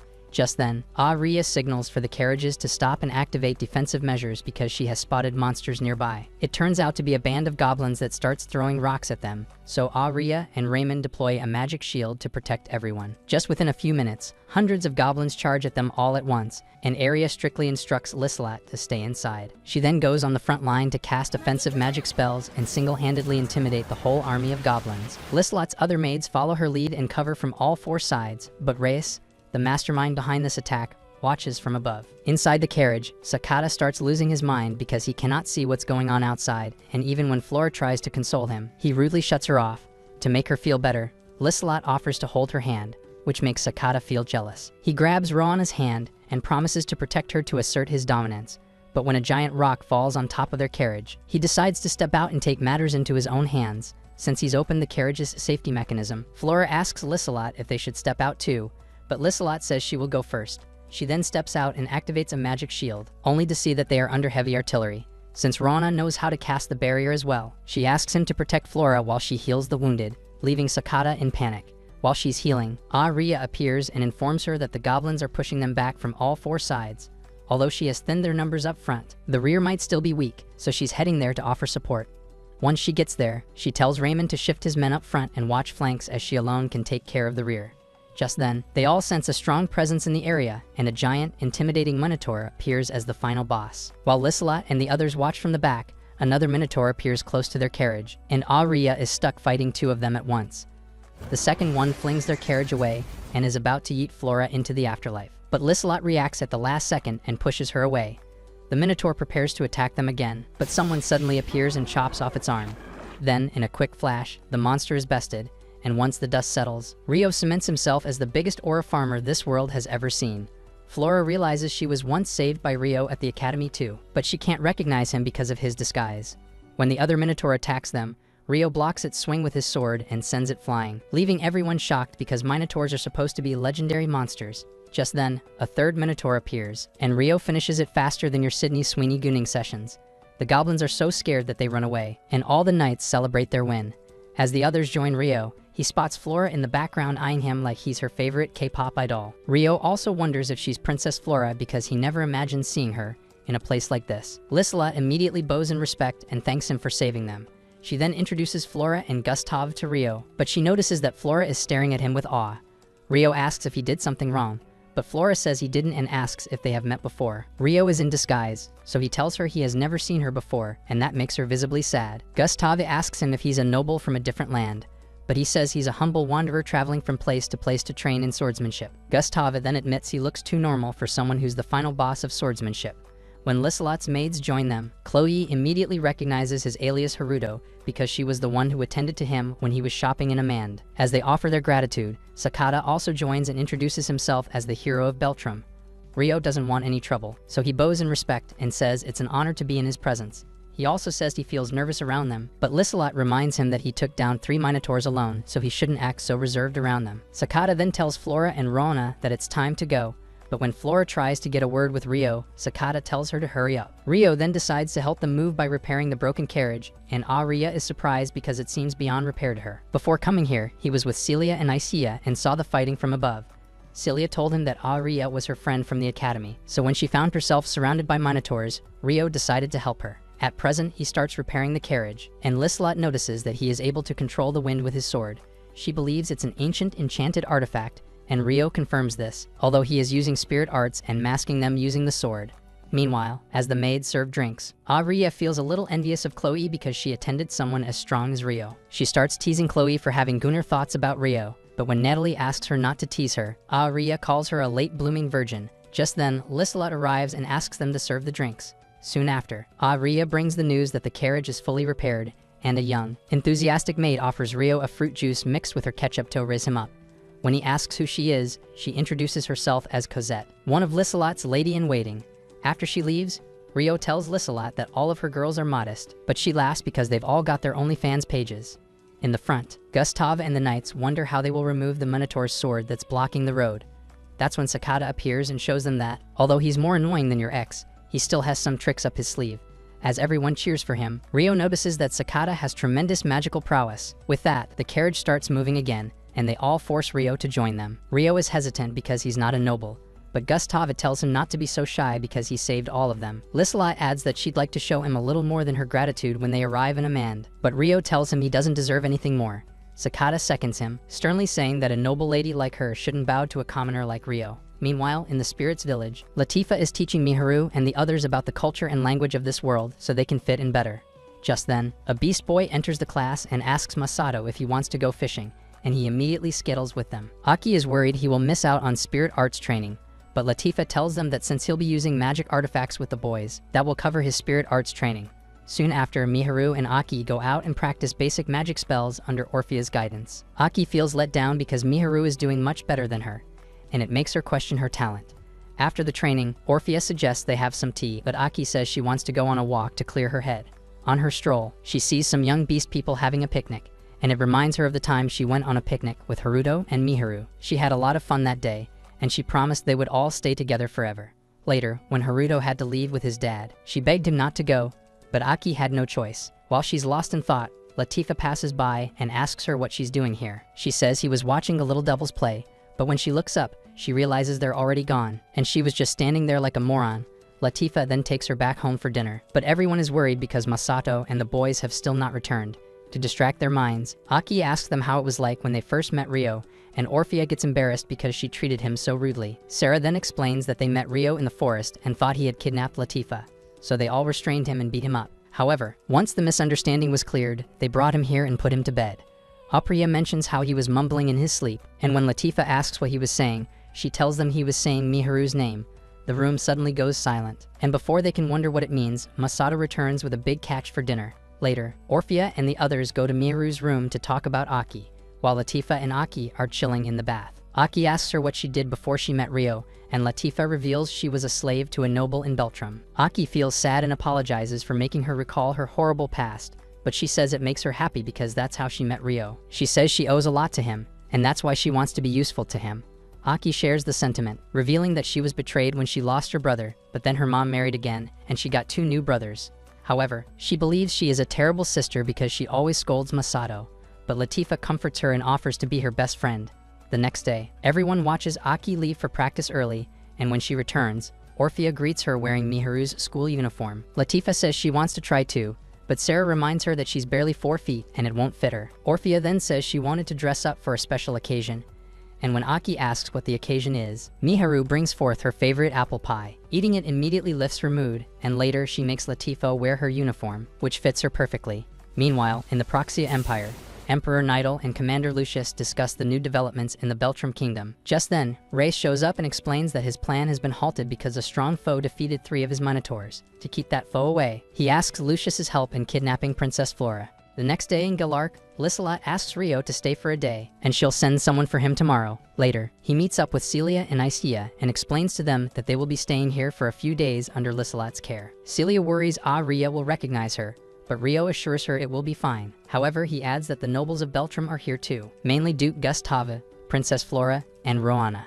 Celia is surprised that Flora didn't recognize him despite spending years in the same class, and Ryo adds that Flora thinks something is off but can't quite figure it out. He still believes they will be fine, but when Celia says it's best if they just skedaddle, he says he wants to establish a good connection with Lissalot, as it will help them locate the hero of Galark. Celia understands his mission and advises him to keep his guard up because Lissalot may look cute, but she's as sharp as a blade.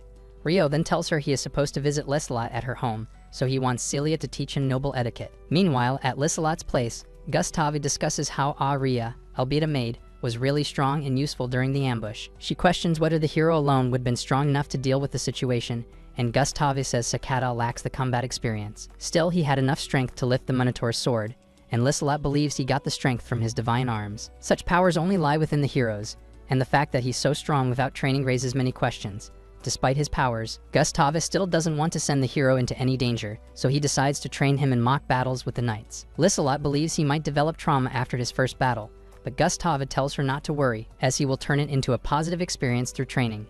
He then admits that they all would have been slaughtered if Ryo hadn't shown up, and they still can't believe he destroyed 3 Minotaurs so quickly. They believe there is far more to him than what meets the eye, and Lissalot is sure Ryo is hiding his true identity. They want to know more about him, so Celia asks Gustave to be here tomorrow when Ryo visits. Gustave then mentions he's heard reports that a lot of adventurers have gone missing, and it makes him wonder what's going on behind the curtains. Meanwhile, Stuart and Alphone grab some hoes from the street to get some action, but they are still frustrated that they were overshadowed when Ryo saved them all earlier. Sakata made fun of them for running away, so they plan to take out their anger on their side chicks. Once they get to the hotel, they learn that their preferred room is booked by someone else, and it happens to be by Ryo. While Ryo is having dinner with the girls, they hear a commotion outside, and Ryo steps outside to see Stuart and Alphonse making a fuss. He recognizes them as the boys who bullied him in the academy, but still humbly asks if he can help them.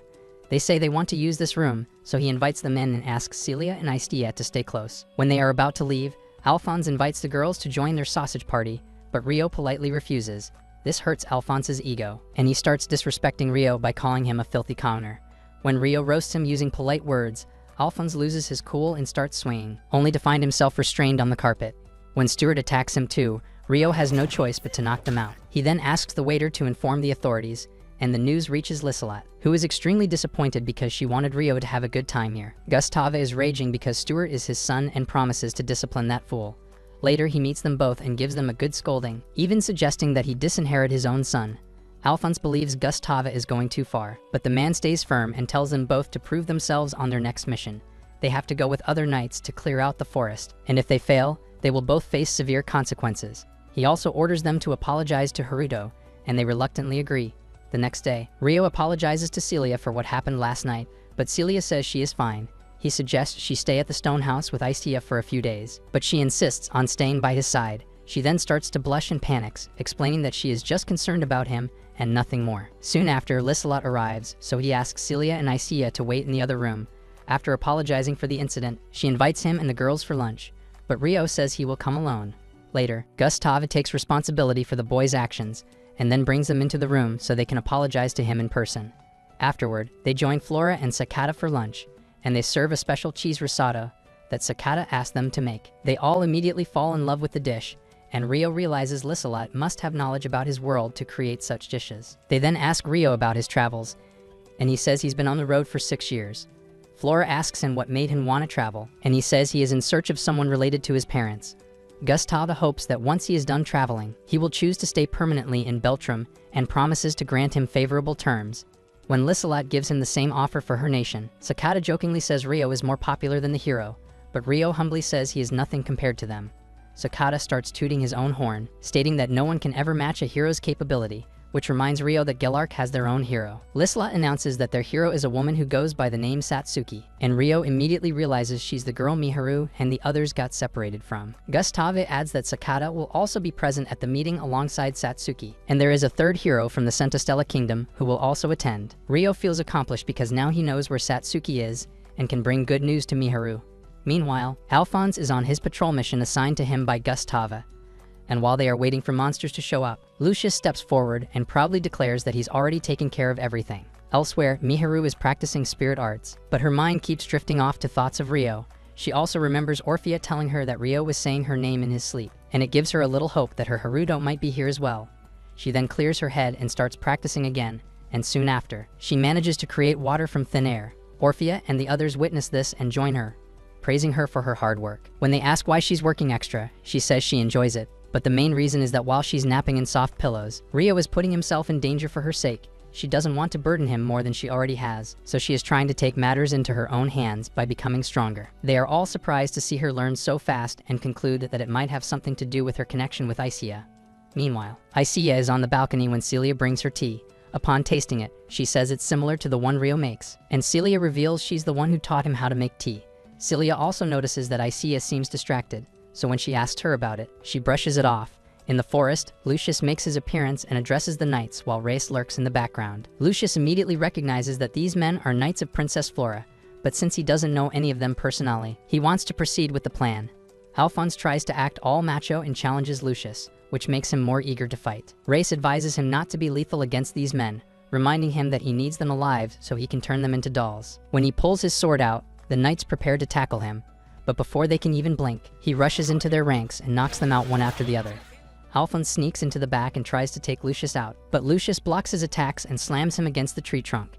As the remaining knights enchant their bodies with magic, their commander orders them to charge at once, but Lucius dodges them all easily without even using his weapon. After having some fun, he starts knocking down more men, and Alphonse watches in terror because he knows they're about to lose. With only 4 knights standing, Lucius tells Alphonse that he will save him for last, which causes him to run like a little bicon. Lucius watches them run away with a smirk, but then he dashes forward and appears right in front of them. With everyone else down, Alphonse is the last man standing, so Lucius begins toying with him, but Alphonse tries to bribe him with money. Lucius stops for a second to soak in how stupid Alphonse is, but Alphonse thinks he's cooking with the bribe, right before Lucius gives him a knockout punch. That evening, Liselotte and the others see Rio off, thanking him for giving them his precious time. Flora adds that she would like to meet him again and talk to him more some other time, and Rio agrees, though he worries she might be on to him. When Sakata mentions that they will be staying here for a few days anyway, Liselot offers to host a tea party and asks Rio if he will join. Rio says he will be honored to, and with that, he takes his leave. Later inside, Sakata notices that Flora has been acting weirdly and asks her what's wrong with her. Flora doesn't even realize that it's all over her face, so Sakata mentions how, ever since Rio showed up, her mind's been drifting elsewhere. Flora is clueless and asks Sakata why he feels this way, and he says he is only describing what he saw. He then mentions how Flora kept staring at Rio's face the whole time, and it makes her go red. Roana adds that since she's their nation's representative, Flora must be thinking of how to properly thank Rio for saving her life. Similar to Duke Gustav and Governor Liselot, Flora decides to go with Roana's story, so Sakata lets her off the hook because it actually makes sense in his mind. He then asks why everyone is drooling over Haruto as he's average. So Roana tells him it's because, unlike him, they are all average people. Sakata immediately buys her story, and she signals to Flora to keep praising him so he keeps his mouth shut. Meanwhile, Alphone wakes up in the forest and is terrified to see zombies wearing night uniforms. He then sees one of the knights turn into a zombie before his very eyes, and Race explains to him that he's modifying the human body to make them stronger. Lucius suggests he also turn Alphonse, but Race is worried it might not work on him. However, since he already has an army of zombies, Lucius encourages him to do it anyway. He then restrains Alphonse in place, and Reyes inserts a glowing crystal into his body, causing him immense pain and his eyes to change color. That night, Gustav learns that the search party has not returned, and it makes him wonder if they ran into a monster they couldn't handle. Meanwhile, Flora is in her room, wondering if what Sakata noticed about her was actually true or not. She tells herself that Rio cannot be the same person who saved her because they look very different, and she regrets how she never got the chance to thank him. Meanwhile, Liselot learns about the missing unit of knights, and Gustav reports that he does not know what happened to the men.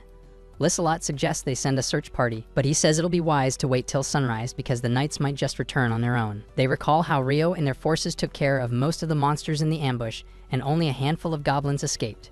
However, they now think there are more dangerous monsters in the forest, so Celia decides to send Ria and the other maids to clear the forest. Gustav offers more of his knights, but she refuses because he has already taken a big hit. Gustav then suggests they take Rio along because he is an adventurer and super strong. Liselot agrees to take him, but suggests all the other forces remain in the city in case it is attacked. Meanwhile, Lucius and Reyes camp out in the forest while waiting for Alphonse to complete his transformation into a zombie. Lucius then asks Reyes to send these guys away because they're giving him a creepy vibe, but he says he was only admiring his creation. After he sends them away, they turn their attention to Alphonse, who has glowing eyes and a darker body. Race reveals Alphonse turned out to be a near-perfect doll, which is much stronger than the others but lacks logic. It also has some leftover memories of his past, but he is still a tool that will be discarded after it has lived its usefulness. Lucius then tosses him meat, and Alphonse chews it along with the bones as he vows to end them all. A while later, Isia forces Rio out of bed and says she can sense a large group of monsters nearby. Meanwhile, at the west gate, the guards see the zombies coming and sound the alarm,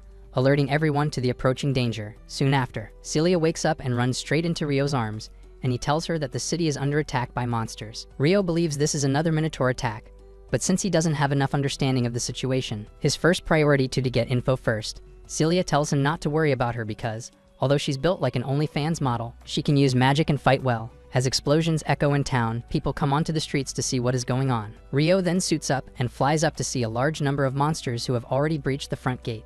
However, the city guard has already been deployed to take care of them, and the adventurers have also gathered to defend their city. Just then, Isia relays that she can sense another wave coming from the east, and it is led by a Minotaur who smashes open the gate. With both sides under attack, Rio sees that the majority of the people are moving to the northern district, where Isia and Celia are holding up. Rio tells her to stay put because they are in the safest area, and when Isia asks what he will do, he declares he'll help defend the eastern gate. Meanwhile, at the eastern gate, Chloe is helping the city guard deal with the pesky goblins, but she admits they will be toast if they don't receive backup soon.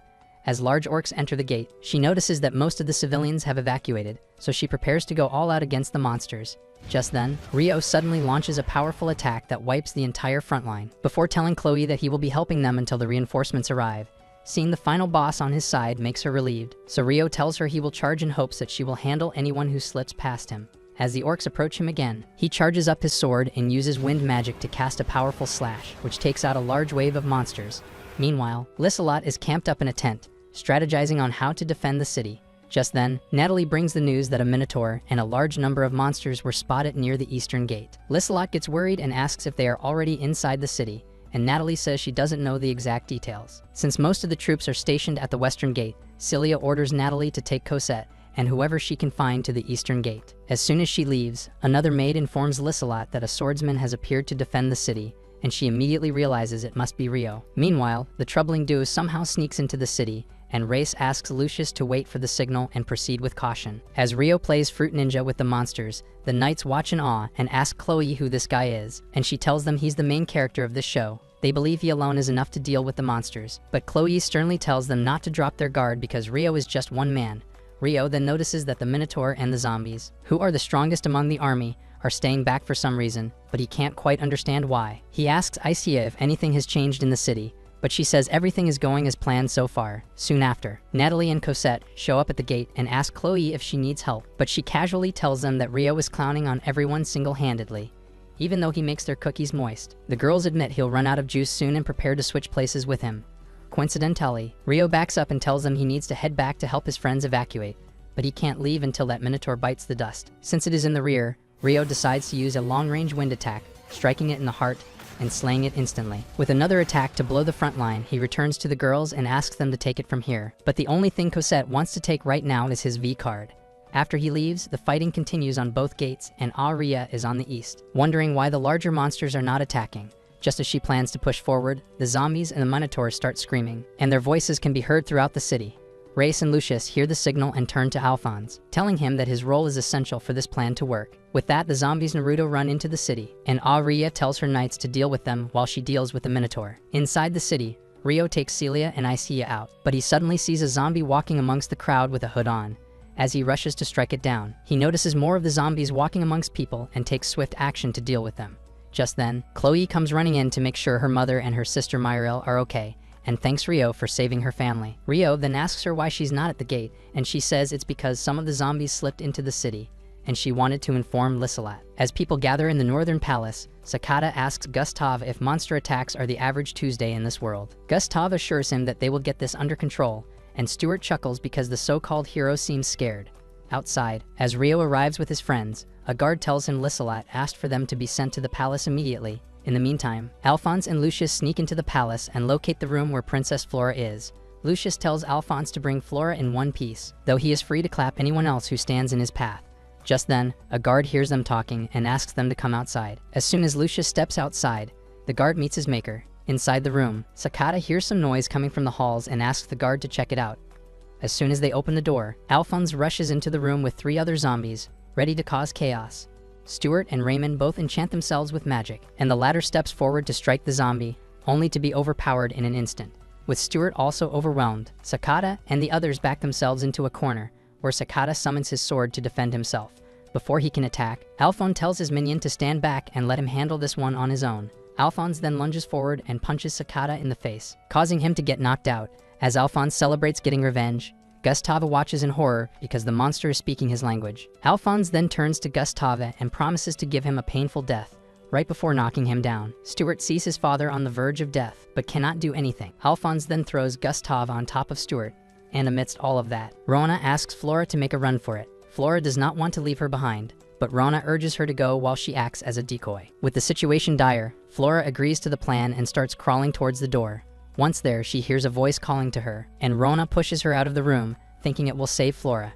But unbeknownst to her, she has dropped Flora right into Lucius's hands, who immediately drags her away. Meanwhile, as Rio is heading to the palace, Isia informs him that monsters have already invaded the building. Just then, Lissalot arrives and thanks him for all his help, so Rio asks her if she knows about the monsters inside. Lissalot says the mansion is supposed to be fully clear, but it worries her because Flora and the others are inside.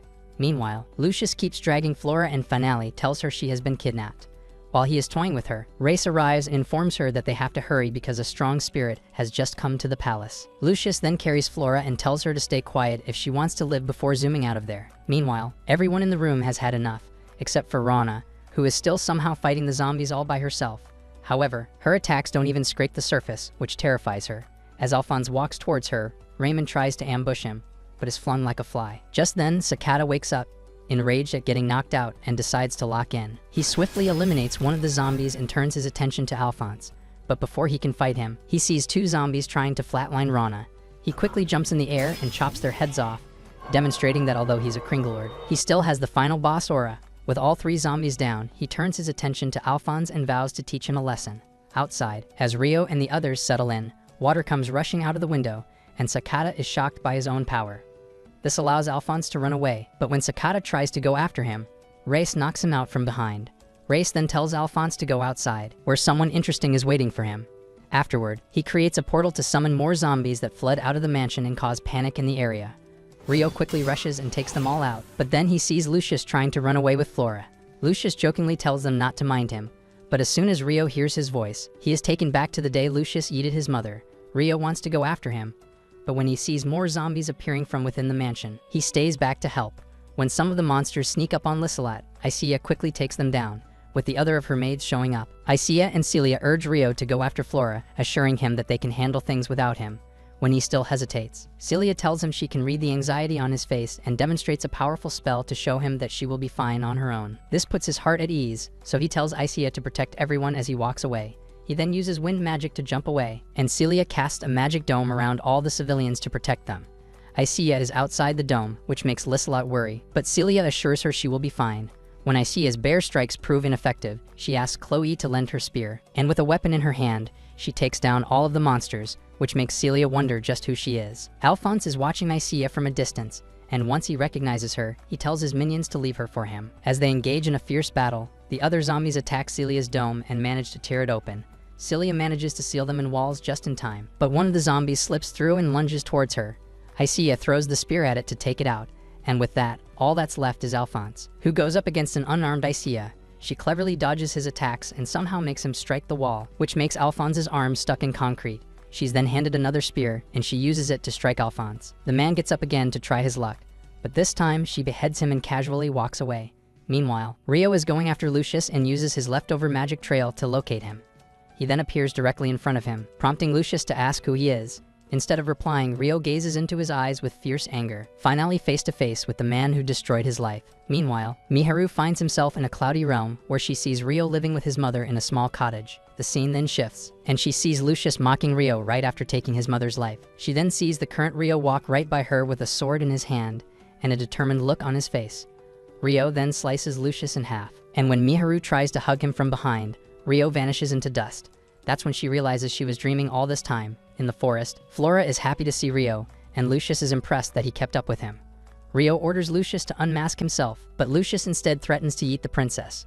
Rio then gets straight to the point and tells the man he has come looking for a man named Lucius. He asks what Rio would do if he finds Lucius, and Rio says he'll flatline him, which makes him laugh. Lucius knows Rio is the one with the spirit, but he cannot recognize him because of his changed face. Lucius is so confident in his ability that he lifts his hood and tells Rio to take a good look at his face. He then mocks Rio for looking so balmy despite declaring that he is here to end him, but Rio says he's only content on the surface. Lucius then asks him why he's after his life, but Rio says he doesn't want to talk anymore. Lucius quickly throws a knife at his heart to end it quickly, but the knife simply bounces off Rio, leaving Lucius shocked. After accusing him of cheating, Lucius pulls out his sword and immediately rushes Rio down, but Rio manages to block all of his attacks.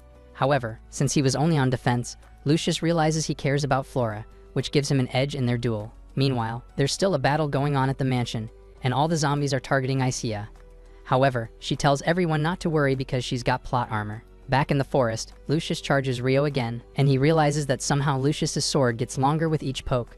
To counter this, Rio suddenly rushes forward, but then suddenly disappears, only to appear above Lucius. He uses a spell to catch Lucius off guard, but the man just barely escapes the attack. He also realizes that Rio is attacking very precisely to avoid hitting Flora, which means Rio is an overpowered raid boss he would never have forgotten if they had met before. The only conclusion he has is that he must have met Rio when he was young, so he tells Rio he cannot have fun fighting him until he knows who he is. Rio says fun doesn't matter when he is about to die, but Lucius insists that he tell him more about himself.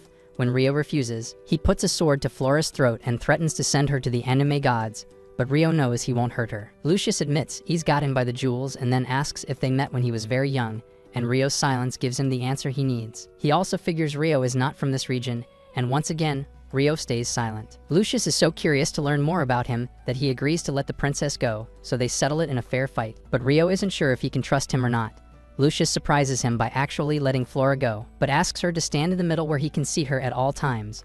Once she is in place, Lucius demands that he tell him who he is, so Rio mentions that he was living in the capital of Beltram 10 years ago. Rio continues that at that time, Lucius was looking for a certain mother and her son, and as soon as he hears this, Lucius finally realizes who Rio is. He then starts mocking Rio for being a worthless orphan who should have died that day, and he also admits he's been wanting to see him ever since. Rio then goes into a flashback of the last time he saw his mom, right before Lucius barged in and forced him to drink poison. He then found himself in the slums, where Celia and the others approached him because they were looking for Flora. Unlike the others, Celia approached him with a smile and treated him kindly.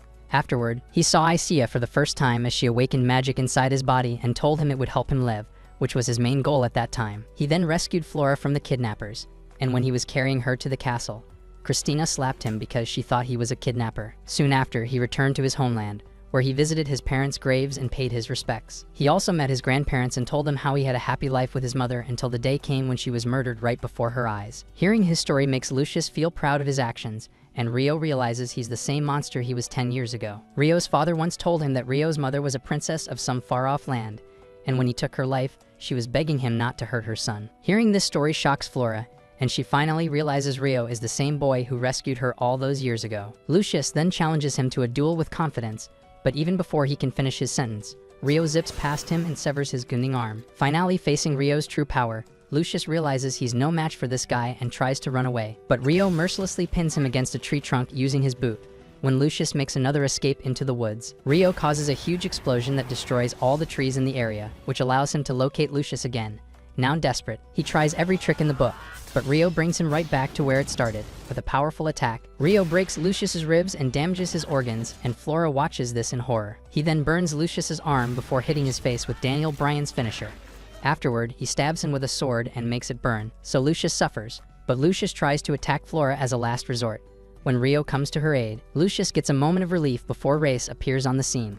Reyes tells Rio he has some business with Lucius and can't let him die yet. Since Rio doesn't have a problem with Reyes, he vows to find Lucius again and end him. Reyes then distracts Rio by summoning a fire-breathing dragon above him, which turns the whole forest into a barbecue party. With that, all the monsters disappear from the city, and Isia confirms that Haruto is just fine. As Rio watches Reyes leave, Flora snuggles up to him to apologize to him and to thank him for saving her life. Rio says he does not deserve her gratitude because he's not the same Rio she speaks of, but if she wants to repay him, she can do so by never mentioning him again.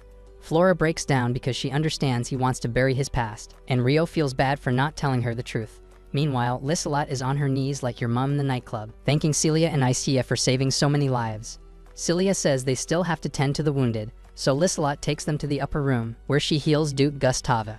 Roana then tells Liselot that they were saved thanks to Sakata, but it came at the cost of severe injuries. Celia then tells her that Flora was kidnapped by a mysterious man, which shocks her because she handed him over to that man for safety. She drops to her knees, blaming herself for the situation, but Gustavi asks her to have some faith in Rio. Just then, Isia informs them that Rio has returned, and he's carrying Flora in his arms. Celia is down bad for him, because he saved them on multiple fronts, so Rio asks her if she can take Flora to her room.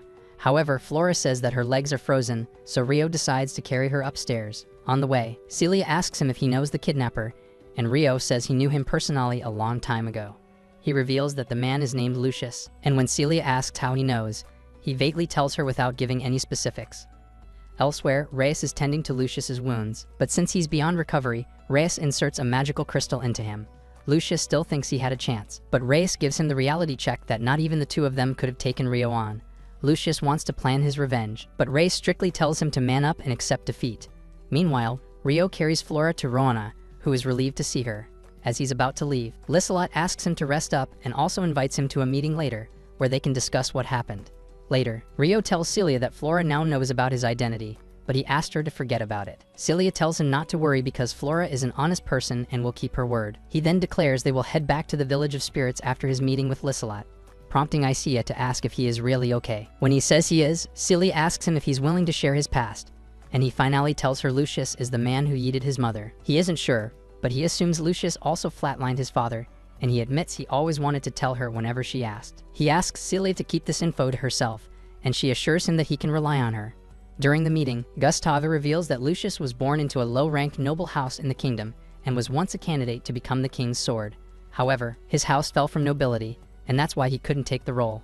The man accompanying him is Reyes, and they know nothing about him except that he belongs to the kingdom of Proxia. After both Gustava and Liselot agreed to carry out the investigation, Rio shares his plans of leaving the city, so they decide to reward him for his contribution. When they ask what he needs, he asks if he can attend the party in Gillark, where all the heroes would be introduced, She asks if he has any specific reason as to why he wants to come, and Ryo says he and his companions want to meet the hero Satsuki. A few days later, while Latifa and Miharu serve breakfast to everyone, they suddenly sense Ryo coming and rush out to greet him. As usual, Latifa comes running in and jumps into his arms. Masato and Aki tell him they can now speak the language of this world fluently, and Miharu adds they have gotten used to this world thanks to everyone's help. Ryo then breaks the news that he managed to learn the whereabouts of Satsuki, but unfortunately, their other friend, Akahisa, is still missing. He still assures Aki that they will find him soon, which puts her at ease. He also tells them about the hero gathering party and even says he will take them there so they can meet Satsuki. With that, the girls decide to throw a party to celebrate Ryo's return, but Miharu is still in shock as she now suspects Ryo and Haruto are the same person. In the coming month, Flora and the others return to their kingdom, while Lislat helps repair her city. Miharu and the others master their spirit arts, and eventually, the day of the party arrives. There, Satsuki is introduced as the first hero, Sakata is introduced as the second hero, and lo and behold, Takahisa is the third summoned hero. In the end, the hero of Beltram Rui appears, right before Ryo is introduced as Haruto Amakawa, an honorary knight of the Galark Kingdom. This leaves Miharu in shock because hearing his last name confirms to her that Ryo and Haruto are the exact same person. Will Ryo ever tell Miharu about his past, or will he neglect her to seek revenge on Lucius? Let us know in the comments. Leave a like if you enjoyed and subscribe for more.